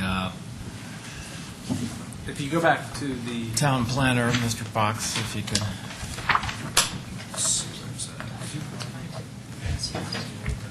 Yeah, it's Yeah. right here. So, in the schedule of uses,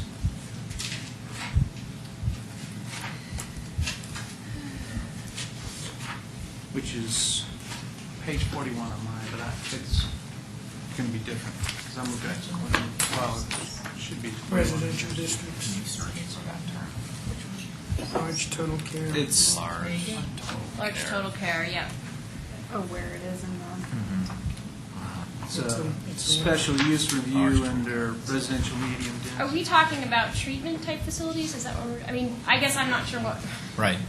It'd be good. 'Cause we can I mean, certainly make this the definition previous clearer. code didn't mean anything because no one Yeah, uses those terms. I'm not so- sure I can, this is Fred Fox, I'm the consulting town planner. I'm not sure I can shed much light on this other than this, then there's a split here in terms of more of an institutional facility versus the smaller ones. And to be quite honest with you, I'm not quite sure where these terms came from. I don't even know if they came out of state statute at one point in time, but I'm drawing a blank on that one as to where these terms came from. But there was a split there between the larger facilities versus the smaller ones. I'm not sure these definitions do justice to that, but there was a crack at it.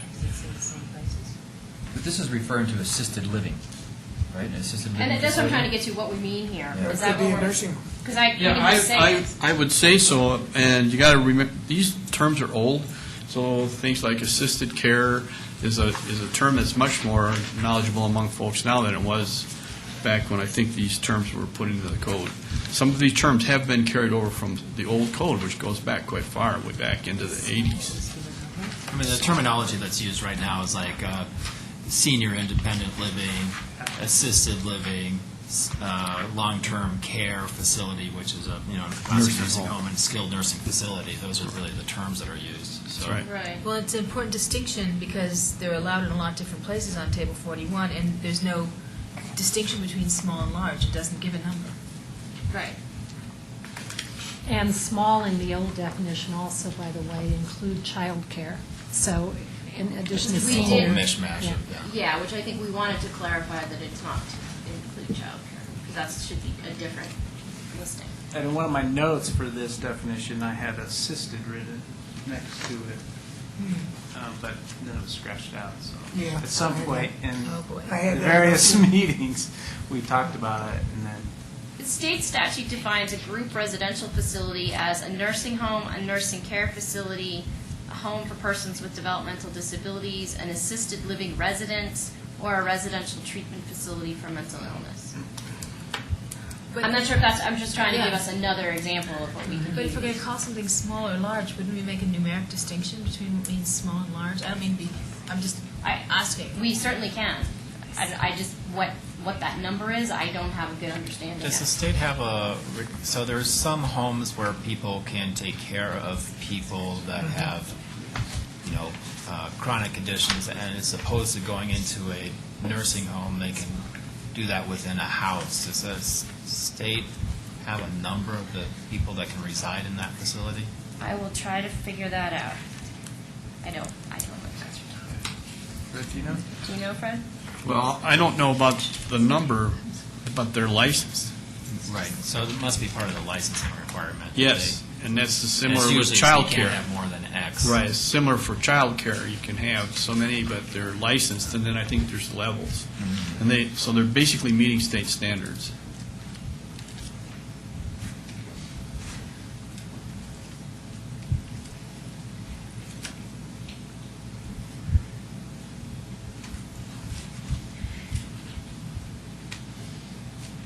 Okay, here we have some numbers. Assisted living residence means a residential facility that makes available to 3 or more adults not related to the owner, room and board, and at least the following services, and then it goes through the services. So that is one. Let me see if I can find another one. Did it have a skilled nursing facility? I think they're all in different parts of the statute, that's why I have to. Oh, okay. They're not all together. This is Maybe the the state statute. can rewrite theirs. Yeah, this is the statute that just deals with assisted living. So you have to then go to, there's another whole part of the statute that deals with something else. So we can,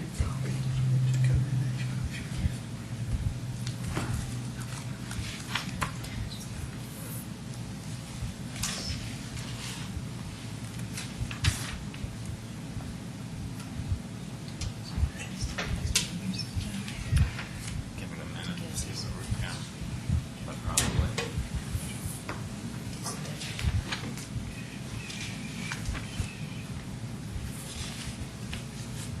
it also depends apparently what kind of treatment is being provided, because there are certain homes for people with developmental disabilities, and those are classified differently as well. So one is just nursing care as far as medical nursing care, other is disability nursing care, and yet another is mental illness care. So those are different facilities altogether under the state statute. So I guess I'm not hopeful that this is going to help us. Because I don't, are we intending to make any distinction between the type of care offered at these facilities? No, I think we're just trying to not inadvertently authorize fraternities and sororities in certain neighborhoods. Right. So should we say that they Should we say provide treatment and medical care? Medical, yeah, medical treatment, medical care. I think that would be a solution, but I agree that we may need a number. If we have small and large, I think. We do have small and large. Then we should pick for.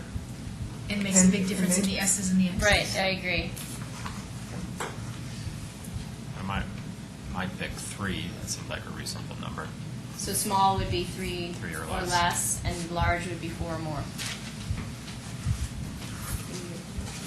Okay. I can go with that. Does that work? And we will add, it will read, large total care facility is a community-based residential facility providing medical care and treatment.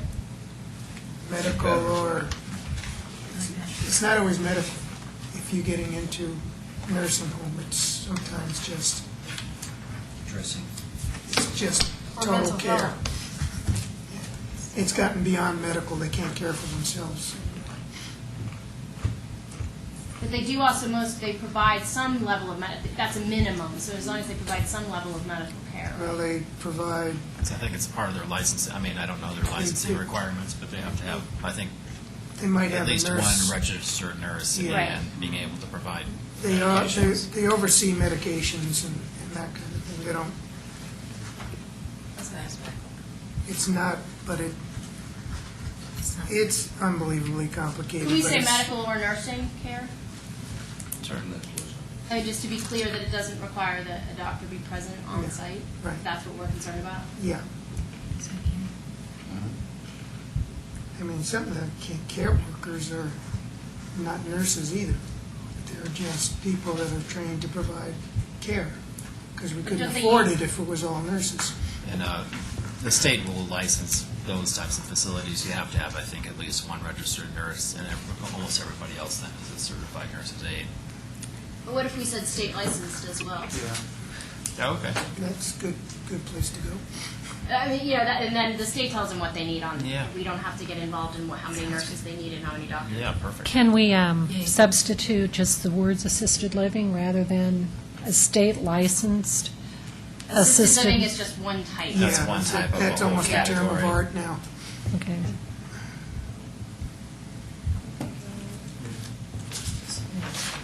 I mean, that might be a good way of going, but we'd have to list out all then the subtypes of that. This is important. I'm trying to figure out where I'm going to move in 20 years.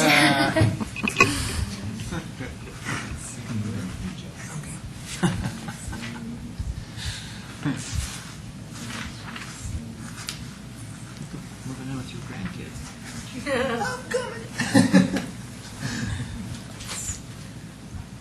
Okay, I think, so it would read now, I'm removing the words community-based as well, because I'm not quite sure what that means.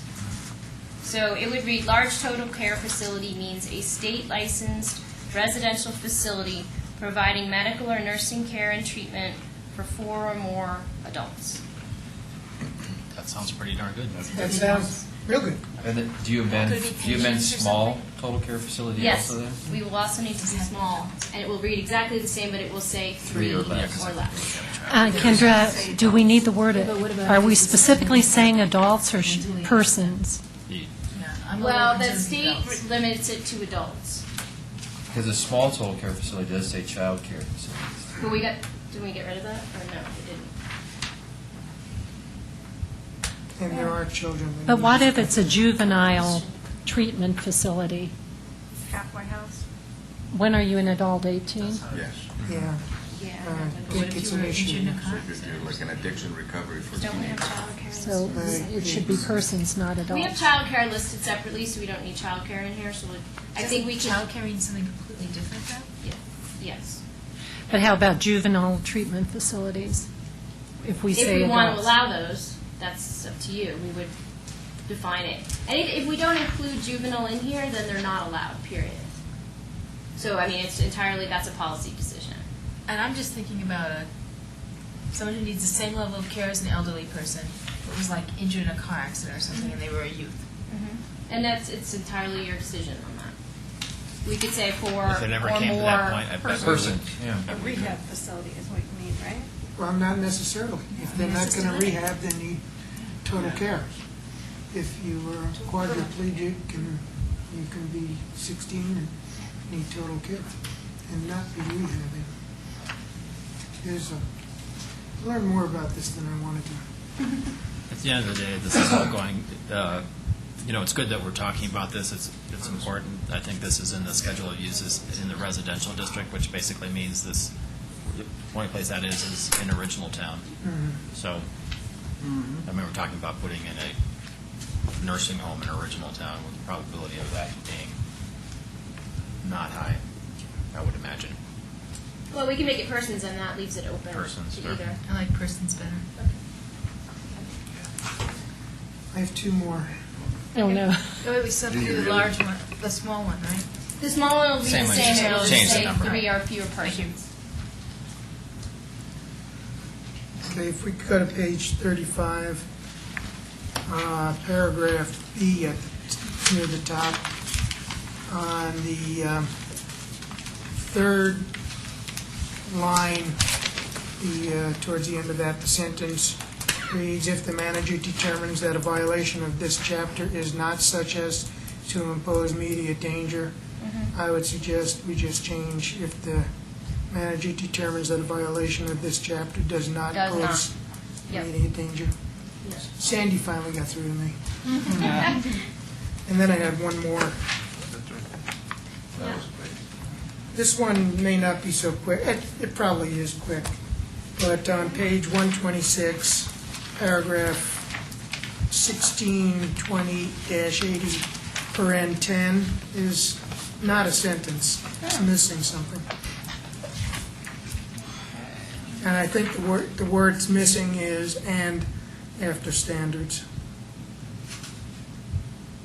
Yes, I think you're exactly right. It must be separated from the flow line. 6, and must be Sidewalk shall separated comply with the from the flow line by landscape standards. And must be separated. Yes.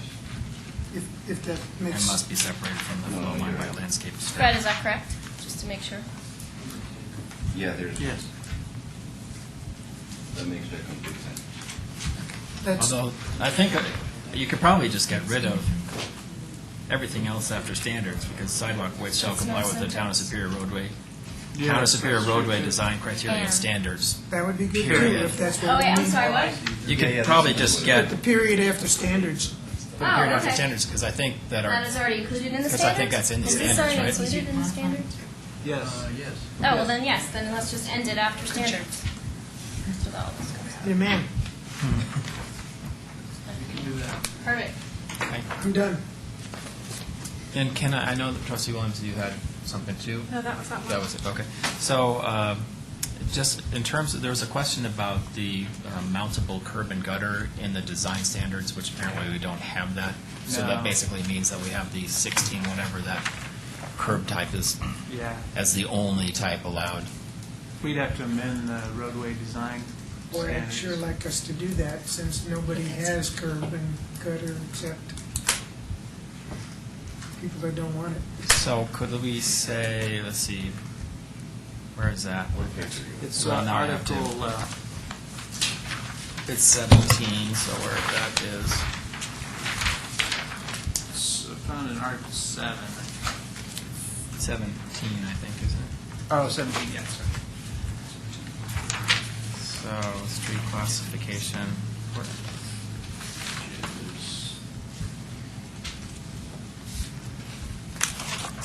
It's 95. Streets shall be constructed with curb and gutter and shall conform to the requirements of the design criteria and standards. Street pavement, is it? I think it's that one, isn't it?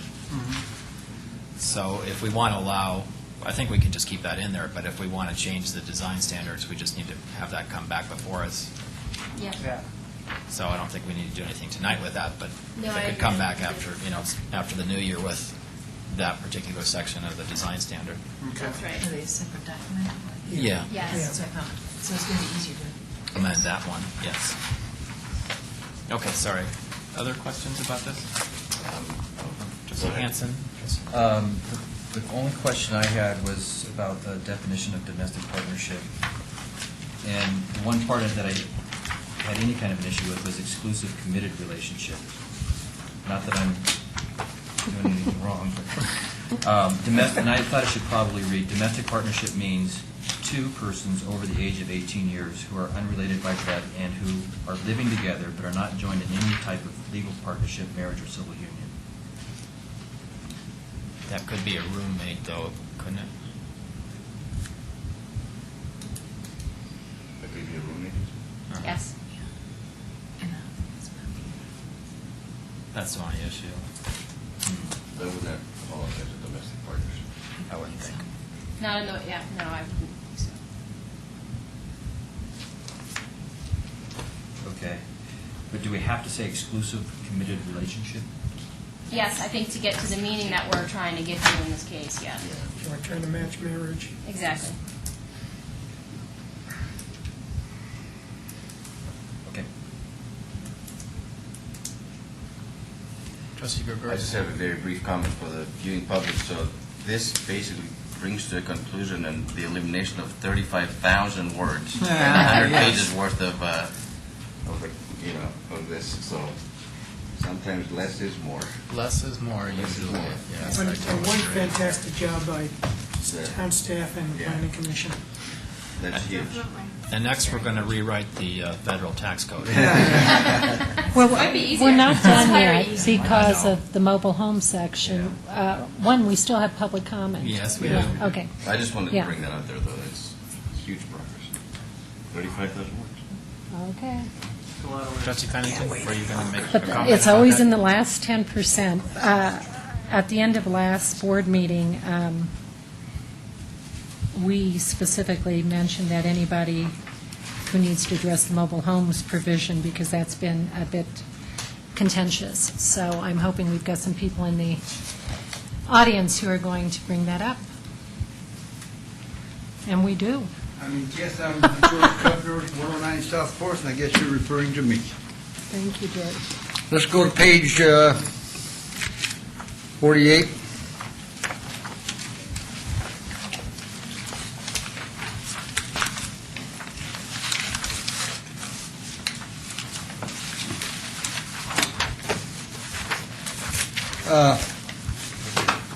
I went through the process with the planning commission and the town board for this approval.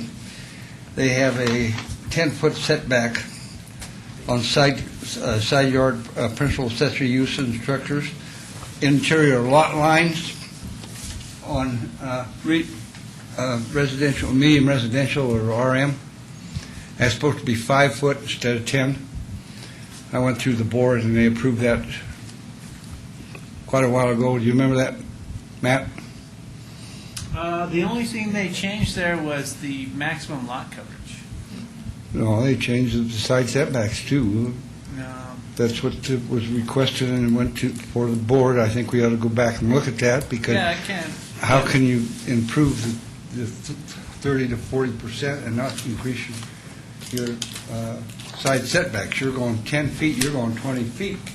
You're going, there's that wall in between houses, and that's why I requested a change here along with. Well, if you look at the note, number 10, that was one, I think, You haven't seen no 10 on here on page 48. it's on the next page at the top, on page 49 at the very top. Note 10 allows for 5-foot setbacks for single-family and two-family duplex dwellings. Can have a 5-foot side yard setback. Well, that's what I say. Yeah. They did change it 5, so it should be changed over here in the medium residential. Well, it's changed by the note.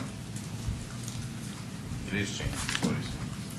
Well, For Yeah, single I just family would like and it changed all the way the way it's Yeah. supposed to be, because that's what I went planning commission for, if you remember right. We'll discuss this more and get it done before this is done. Page 8, I don't know. I come down here and went to planning commission meetings time after time, and I never did get across. They said, come back to the board. Now I'm back for the board, and I think it needs more time on this land use code for about 2 more weeks when I got some time for Christmas and time off instead of working and trying to come home and study this. And with all the questions you have, I think it ought to be postponed until the first meeting in January, period. Now, how does this affect, What page are you on?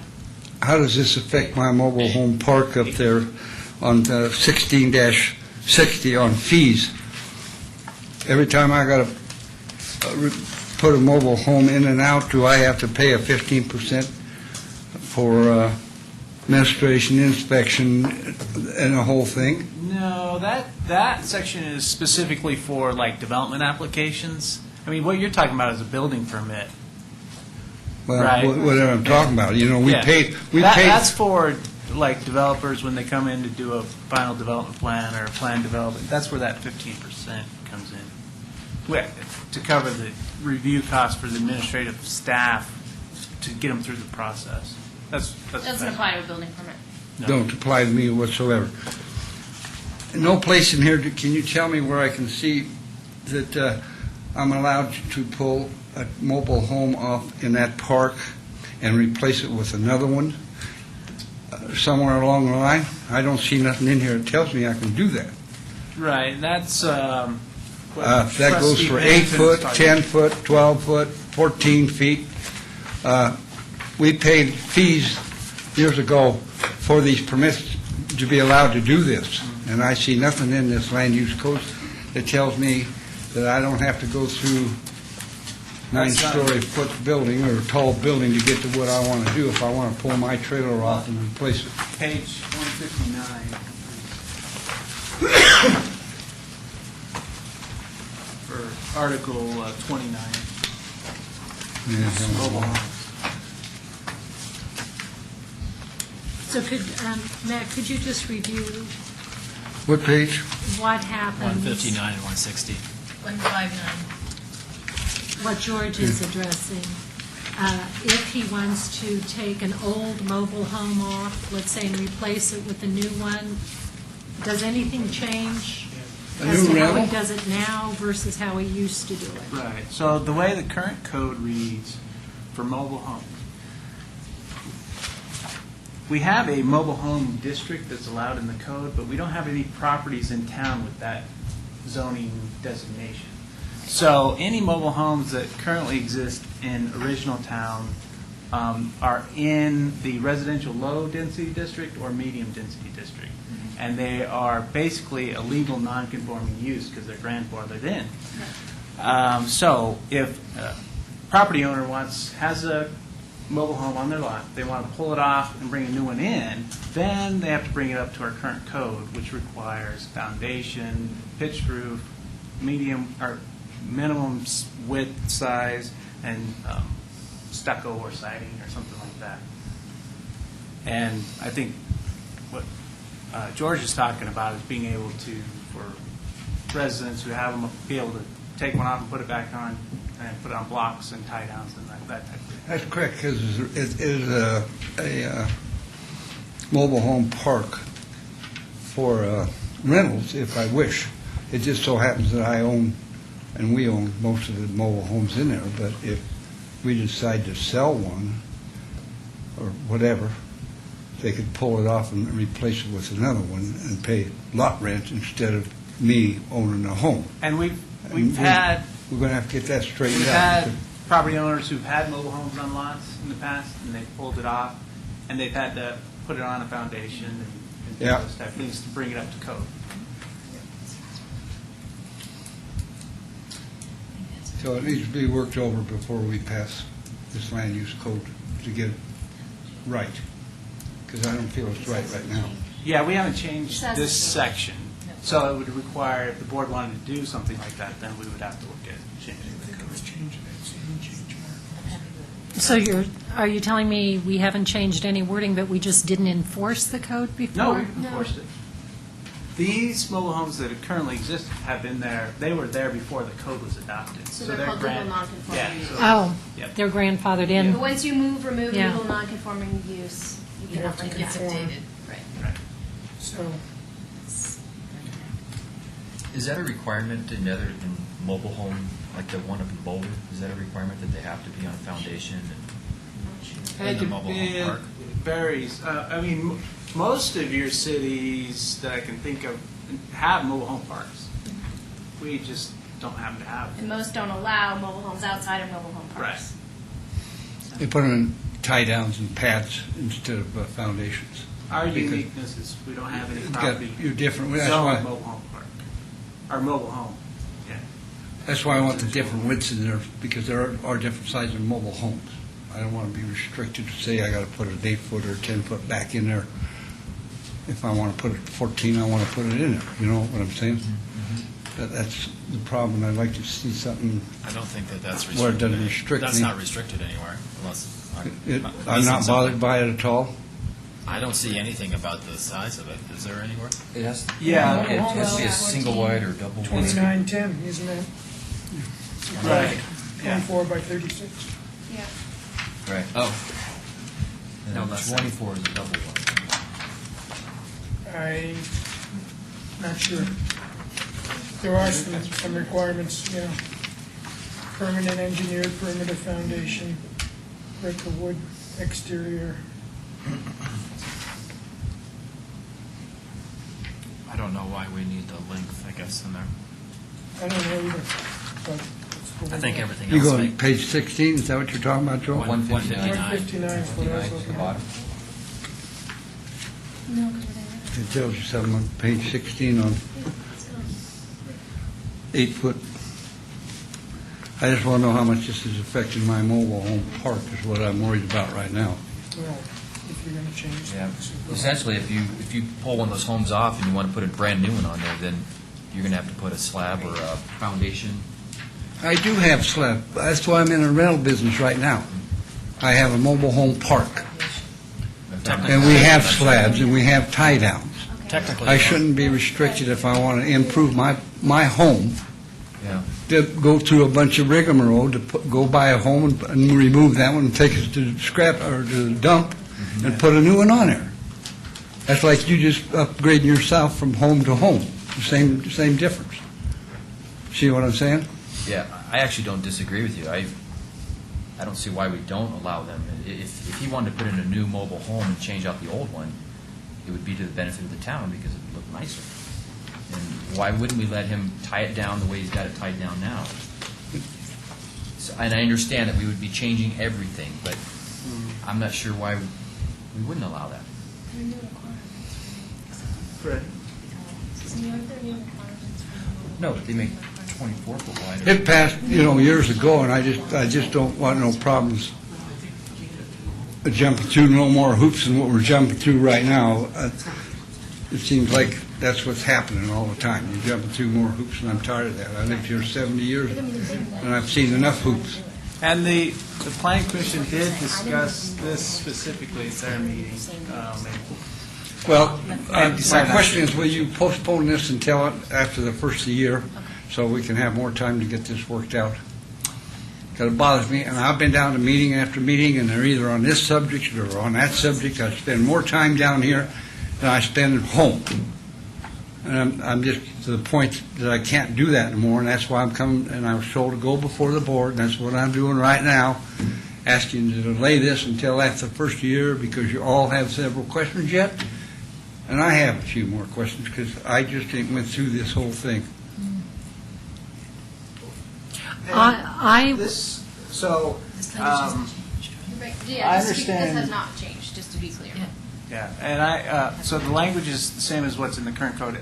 And even if the board decided to adopt this as it is now, there's nothing preventing us starting January again, I don't know how the planning commission would feel about it, but reviewing certain sections within chapter Right. 16 again. I mean, if there's specific Right, issues. with a big policy decision like this, we could adopt the code as is, which isn't changing at least this portion of it, and then come back and address specific concerns like this. Couldn't we also adopt, one, I have no problems delaying it. We've been at this for almost 2 years now. I have no problems delaying it for another 3 weeks until the next meeting. So I'm empathetic and sympathetic on that. But if the board is convinced that the rest of it is good, Well, could we not approve the rest of it with the exception of Chapter 29? It's all been renumbered, repaginated, Well, Chapter 29 is a pretty discrete chapter. but we would end up with no regulations governing mobile homes then, if you didn't adopt Well, Chapter 29. No, I you could go just over leave with the Matt other and ones we could intact come back with until... something. I say I could go over it with Matt, and we could get it straightened out and come back with something to the board over the mobile home section. Remember, I told you I'd like to do this a long time ago? Yeah.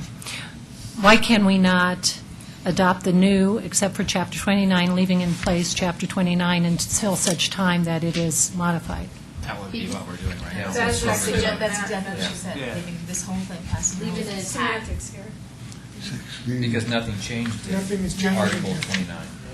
Except all the numbering, it's just the numbering that's So changed. adopt everything you see here, and then come back And consider and redesign. No, reconsider but- the mobile home section. But coming back would be... No, better. procedurally, I see it different. Yeah, If we adopt everything and then amend it, potentially, then we go back to Planning Commission, and we start the process over for that chapter.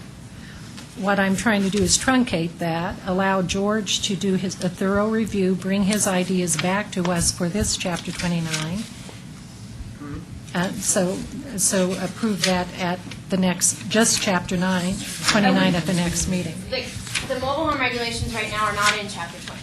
I would not recommend doing this. All of the numbering, even the status of the numbering is all changed. The I see. style of the numbering has changed. So I wouldn't recommend pulling I see specific what you're chapters saying, out yeah. because it doesn't, then the cross-references don't work. Yeah, if you wanted to do that, if the board wanted to do that, we would just continue the public hearing. Right, so That's the logic. I don't We're see not ready to any do it. danger to doing that, to delaying it. I mean, I don't want to change it. I'm happy with the way it is. I mean, the way I see it is, I don't know, Kendra might kick me, I guess, but, so we have a mobile home district where you could bring in. We don't have a mobile. We don't home have, right. So we have the current situation, we have about, I don't know, maybe 18 lots with mobile homes on them. I drove around town this afternoon, I think it's close to that. So it comes down to more of an aesthetics thing, we want new structures coming into these zone districts to conform more with what you see in the neighborhoods, or do we want to allow a property owner with an existing mobile home to be able to remove it and bring a new one in and put it on tie downs? I wouldn't say for vacant lots. I think that would apply here. But so it comes down to that decision in my mind. Why don't we just say tonight then? What's that? We'll make the decision tonight. If it requires rewriting, I'll we'll get have with to you. bring it back. What's this If your decision is the status quo, we can do it tonight. If your decision is to change the status quo, we'll have to bring it back. We will have to write the regulations that would allow for this. And I'm most comfortable with not changing the language because that's what we've had in code for however long. So I'm happy with the code as we have it, which is reflecting in what we've got in front of us. I agree with you. I agree with that too, considering that if it is going to be a change, it's going to have to be carefully written and done right. And we probably wanted to go back Yeah. to the planning commission. Anyway. I've done that before, and I was told to come before the board. Let's get this straight, okay? I'm not going to go through that process again and again and again. I want to get with Matt and get this mobile home situation But, George, straightened I out. mean- I need a little more time to do it. That- There's no big deal. That sounds very neighborly, and I think that sounds good, but just for procedurally, if we're going to have a significant change in a section of the code, that should be revisited by the planning commission, which is what you're suggesting. Well, I just want no problems, Mayor. If I want to pull a mobile home up on my pad right now and replace it with a rental on there, I can do it. That's all. You can't. Because that is a You mobile can't. home. Currently, you can't. What? Currently, you cannot. Under the current code. Well, before I was able to, that's why I'm here. I don't want any problems that I can't. I think people allowed you to do it perhaps, but Damn, I'm not sure you whether know- or not the code was followed. It seems like every board we get changes this and changes that. I could. George, we I haven't think- changed the thing. There's no change. Yeah. I'm also George Kuffner at 7520 West Coal Creek. And by not allowing somebody to pull an older mobile home off and put a newer one on that is nicer or newer, would be telling you, Lisa, that you are not allowed ever to move into a newer home. If your home burns down, you leave. Because you can't build a new home, you can't bring a new one in. That's not right. When you tell somebody that they have to put it on a foundation, it's no longer a mobile home. A mobile home means that you put it on jacks, you jack it up, take the wheels off, and you live there. And then some of the, as they get old, the newer ones are way nicer than the old ones. And if somebody that owns mobile homes could afford to put a newer one on to get more rent out of it, God, I wouldn't see why you wouldn't let him. We have to watch. We're going too far to where we're taking our citizens and they can't afford things. Sounds good, but when things sound good, you need to look and see what they're really going to cost us as a whole. But if somebody said, geez, George, you better live there the rest of your life, and oh, your windows are falling out and your doors are falling off, it'd be cheaper to put a new one on there. But no, you got to fix that one, or you can't have one. That's not right. You don't come up and pay my taxes for me. I wish you would. And if you paid my taxes, then I guess you ought to be able to tell me, yes, you can do this, or no, you can't. But if somebody wants to bring a new mobile home in, a newer one, and put on where an older one is, it's got to be prettier. Some of the old ones kind of look like shoe boxes that they took a hatchet to cut the windows and stuff in, and I don't know, some of them, as they get old, the paint fades off and the aluminum they look pretty tough. And if a guy could step up to a newer one, I don't see why it's such a big deal to bring it. I would think, if somebody's going to make our town look prettier with a newer mobile That home. certainly might be the case, but that would mean that our current code would have to be changed. Well, it should have never. I don't know I don't know why where- it I don't know where it got came passed from. the way it was or when it did, but I have no idea. I think it goes back a long way. I mean, I don't remember ever talking about this. I've only been coming down for a few years now, so if it goes back more than a few years, it's. I think it does. I think it does. I think it goes back many years. I think it goes back. I'm just saying that there's things that went through here 3 years ago that I have no idea when it went through. I think And we're I've got talking. a pretty good idea of what's went through in the last 3 years because I come to just about every meeting as a select board member. I suspect this is So, more than but- 12 years ago because I don't think I've talked about it since I've been on the board. But I'm just saying that if somebody can better themselves, why should we, as the town, tie their hands and say, no, you got to put a foundation in? Well, foundations are expensive. And then, to put a foundation in, you got to go 3 foot below frost, or you should get below frost, put your footer in, and then put your foundation on it, backfill. You might as well build a house. I mean, you're getting right close to it. I mean, a mobile home is for people that can't afford to buy houses. And it makes more economical sense to somebody that don't have lots of money, and their rent's cheaper. So I'm just asking you guys to, even if it is a lot of work to go through it. Well, we're not saying we won't, we're just saying we're not going to. We're not going to try to do it on right the now. fly tonight. Oh, no, do not expect us to do it on the fly. But I would appreciate it if we don't just slam the door on it. We haven't. Well, that's why I'm talking. We're So you saying don't. that we don't want to change the code tonight, the way it's written. But I don't think we should say it's something that it's.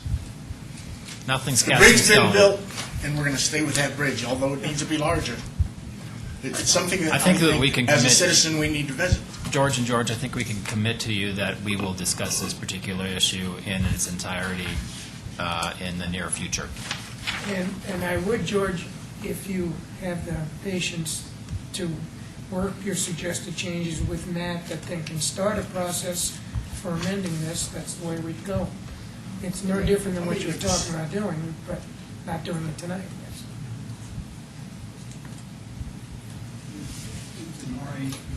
Medium residential zone down and then zoned as a trailer park. I don't want. There's nothing in town zoned as a we trailer wish- park. We wish that we could take them trailers out and put a fourplex in. Believe me, do it today if I could afford it.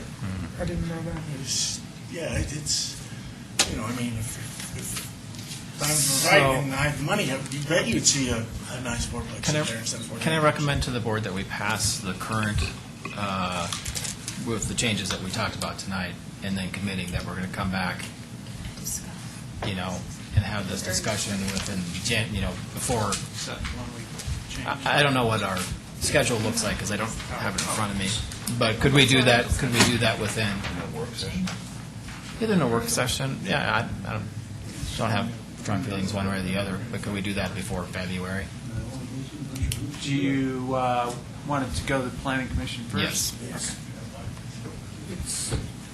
But you're going to get with George first. Yes. Oh. Oh, yeah, Okay. definitely.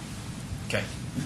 That would be, Procedure here now, Next step is me and you to meet, George.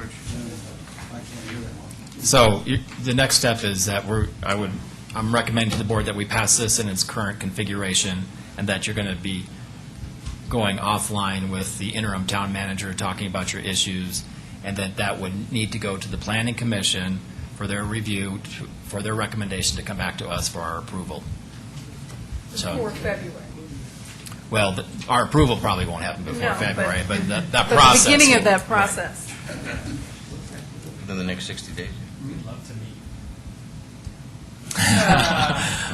There we go. And while you're at it, the planning commission can look at the rest of chapter 16.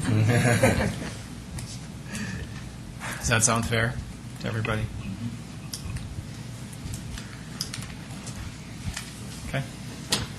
Any other questions? I mean, as long as we honor that process and happen in the next 60 days, I think that's I will stake my reputation on it. okay.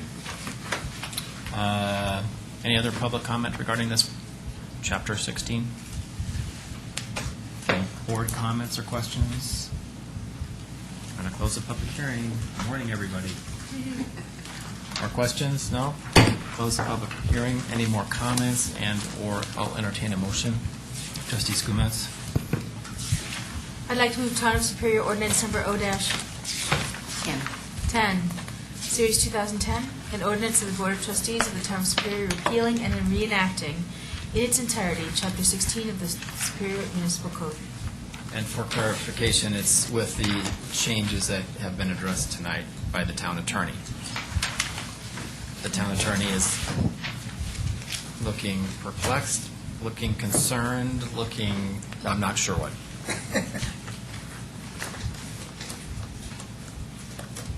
I'm sorry.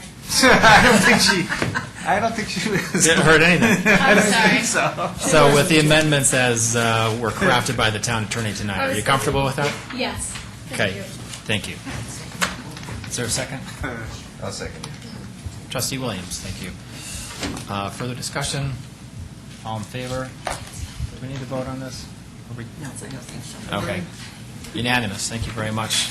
Thank you to the Planning Commission, thank you to the town staff, thank you to the town board for a grueling process, but I think it's been good. And we will be looking at. And we will be looking at that section in the near future. So that we Okay, share with, that in here with chapter 16. with that brings us to item number 9, public hearing and approval of resolutions amending the 2010 Town of Superior Metropolitan Superior Metropolitan District Number 1 and the Superior Urban Renewal Authority budgets. With that, I open the public hearing. And Phyllis, you have proof of publication. Thank you. Mr. Magley.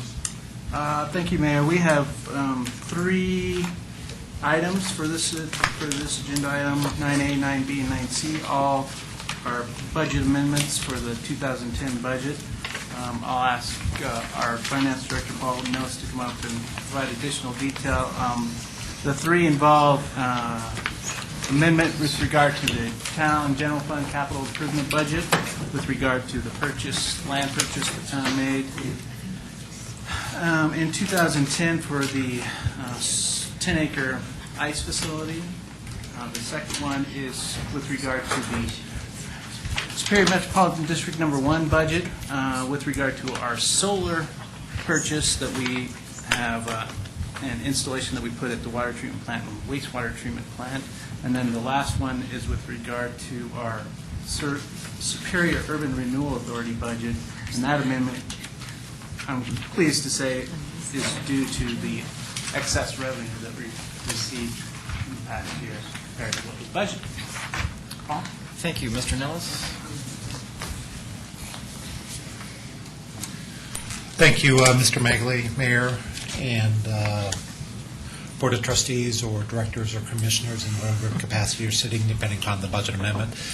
As Mr. Magley identified, essentially all these are procedural in nature. The intent of all 3 of these budget amendments, as are required by state statute, is to ensure that for fiscal year 2010, we essentially don't spend more than we have funds budgeted for. The board has traditionally taken these actions at the end of the fiscal year. We will typically wait, as you've noted in some of the backup narrative, some of these actions happened in February of the year, July and later, but typically what the town has elected to do at the end of the fiscal year, just do these budgetary cleanups. So there was action by the board throughout these particular projects. There was approval of land purchase from the George Menkick. There was approval of a lease agreement with Key Bank and construction of solar panels with Bella. So all these items had previous board action that allowed us to purchase these particular items, and we're just essentially cleaning up the appropriation side of life. But with that, obviously, staff is here to answer any specific questions you may have with any of these 3 items. Great. Thanks. Questions from the board? So just so I understand the financing, if I could ask you about the solar electricity, are we Well, can you just go over that just in general, how that financing is occurring and what the budgetary impact directly on the town is? So we will differentiate between essentially the budgetary impact, as you identified, Mayor, and essentially the cash impact. Budgetary impact is by building these two photovoltaic solar arrays at the water and wastewater treatment plant. We have an expense of roughly $800,000. Essentially, as soon as those two systems become live, we are reimbursed by Key Bank essentially for the entire $800,000 through a combination of federal tax credits, credits they will receive from Excel, and then ultimately the town will enter into a lease arrangement, a 5-year lease arrangement with Key Bank for the remaining $80,000. So from a cash perspective, we are arguably effectively out $80,000, which we're entering into a lease arrangement with Key Bank. We need to appropriate all the funds because the town entered into a construction agreement with Bella Energy to actually construct these particular photovoltaic arrays for roughly $800,000. And again, as soon as we get that project completed, we'll be reimbursed for 90% of those proceeds from Key Bank.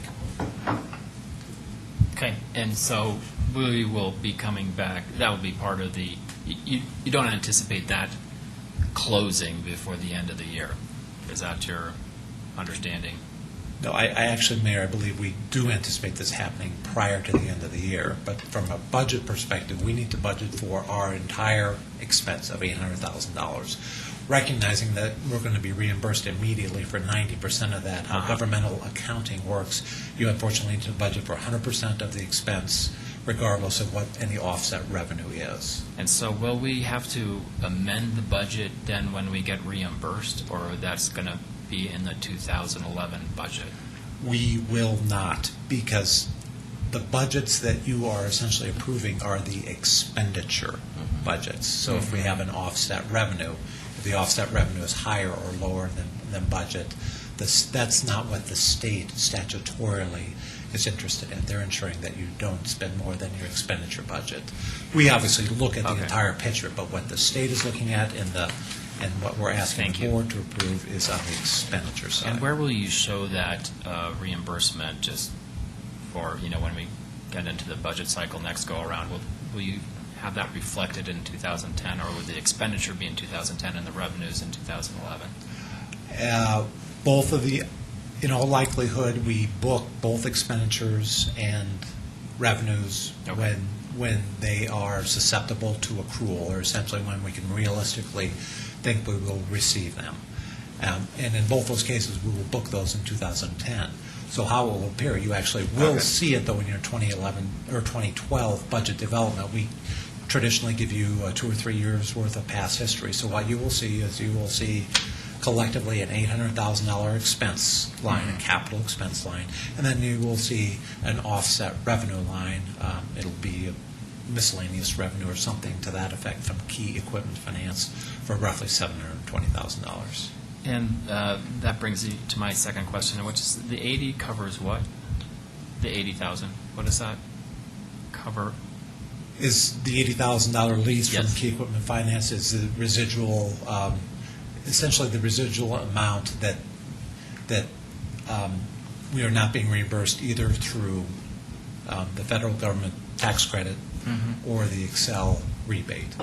So it's the difference between the cost of the equipment, $800,000, those two revenue sources, and whatever is remaining is lease So amount. that's just what is not reimbursed, just because that's how the lease arrangement looked. Is that correct? Well, or how the financing arrangement looked. Instead of traditionally, if we would go out and build a $800,000 road project and did not have cash financing for that, we would borrow the entire $800,000. In this particular case, we were fortunate enough with the both the federal and the local credits still only need to finance $80,000 of this particular purchase. And we will make up that difference probably soon because we're generating that electricity, or no? That is correct. And that,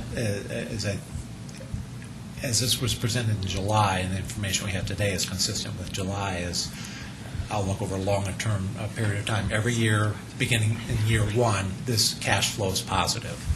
So over a period of 25 years, which is the useful life of these particular pieces of equipment, we'll have a net positive cash flow of $500,000 by installation of these particular devices, primarily through the offset of less consumption of electricity, and then we will receive a monthly renewable energy credit payment from Public Service Company of Colorado. And that's how this net positive cash flows. Thank you for bearing with me on that one. Appreciate that. You're welcome. Other questions regarding these issues? Public comment regarding these issues? George Kuffner, 7520 West Coast. I thought that we bought another piece of open space by us. And is that not on here? You mean the Oxnard piece? Yeah. Did we not? We bought that Well, one with this one? I'm just curious. Did we? Was that this year? Yeah. Either way, the funds were all allocated. Whatever remaining funds we had in the open space were allocated to be spent this year. So that's why you don't have a budget amendment. Yeah, Okay, it's covered. Yeah. Okay, I just had curious. Yeah. Okay. Additional public comment? Anything else from the board? Seeing none, I'll close the public hearing. I'll entertain a motion. Trustee Gross? I would like to make a motion to adopt Town of Superior Resolution Number R-4. No, wait, 84, sorry. 84, Series 2010. A resolution of the Board of Trustees of the Town of Superior approving a supplemental budget and appropriations for fiscal year 2010. Motion by Trustee Gross, second by Trustee Skumatz. Further discussion? Seeing none, all in favor? We're not spending money? I think we're just doing a budgetary thing unless we're spending money. Do you think we're spending money? No, that's fine. Okay. We spent it already. Yes. Spend it, right. Okay. That carries unanimously. Thank you. Trustee Gross? Keep going? Yep. Okay. I'd like to make a motion to adopt Superior Metropolitan District 1 Resolution Number SMD-13, 13. Series 2010. Resolution of the Board of Directors of the Superior Metropolitan District Number 1 approving a supplemental budget and appropriations for fiscal year 2010. Motion by Commissioner? No, hang on. Director. Director. Gross, second by Director Skumatz. Discussion. All in favor? Unanimous? You're on a roll. Okay. I'd like to make a motion to adopt Resolution Urban Renewal Authority Resolution SURA Number 3, Series 2010. A resolution of the Board of Commissioners of the Superior Urban Renewal Authority approving a supplemental budget and appropriations for fiscal year 2010. Motion by Commissioner Gregor, second by Commissioner Williams. All in favor? Unanimous. Thank you very much. With that brings us to item number 10, which is an executive session to hold a conference with the town attorneys to receive legal advice on specific legal questions pursuant to CRS 24-6-402, paren 4, paren B, and to determine positions relative to matters that may be subject to negotiations, develop a strategy for negotiations, and/or instruct negotiators pursuant to CRS 24-6-402, paren 4, paren E. I'll entertain a motion. Trustee Skumatz, is there a second? Trustee Williams, for the discussion. All in favor? Okay, that's unanimous. Thank you very much. With that, we're in executive session. Thank you. Merry Christmas, George.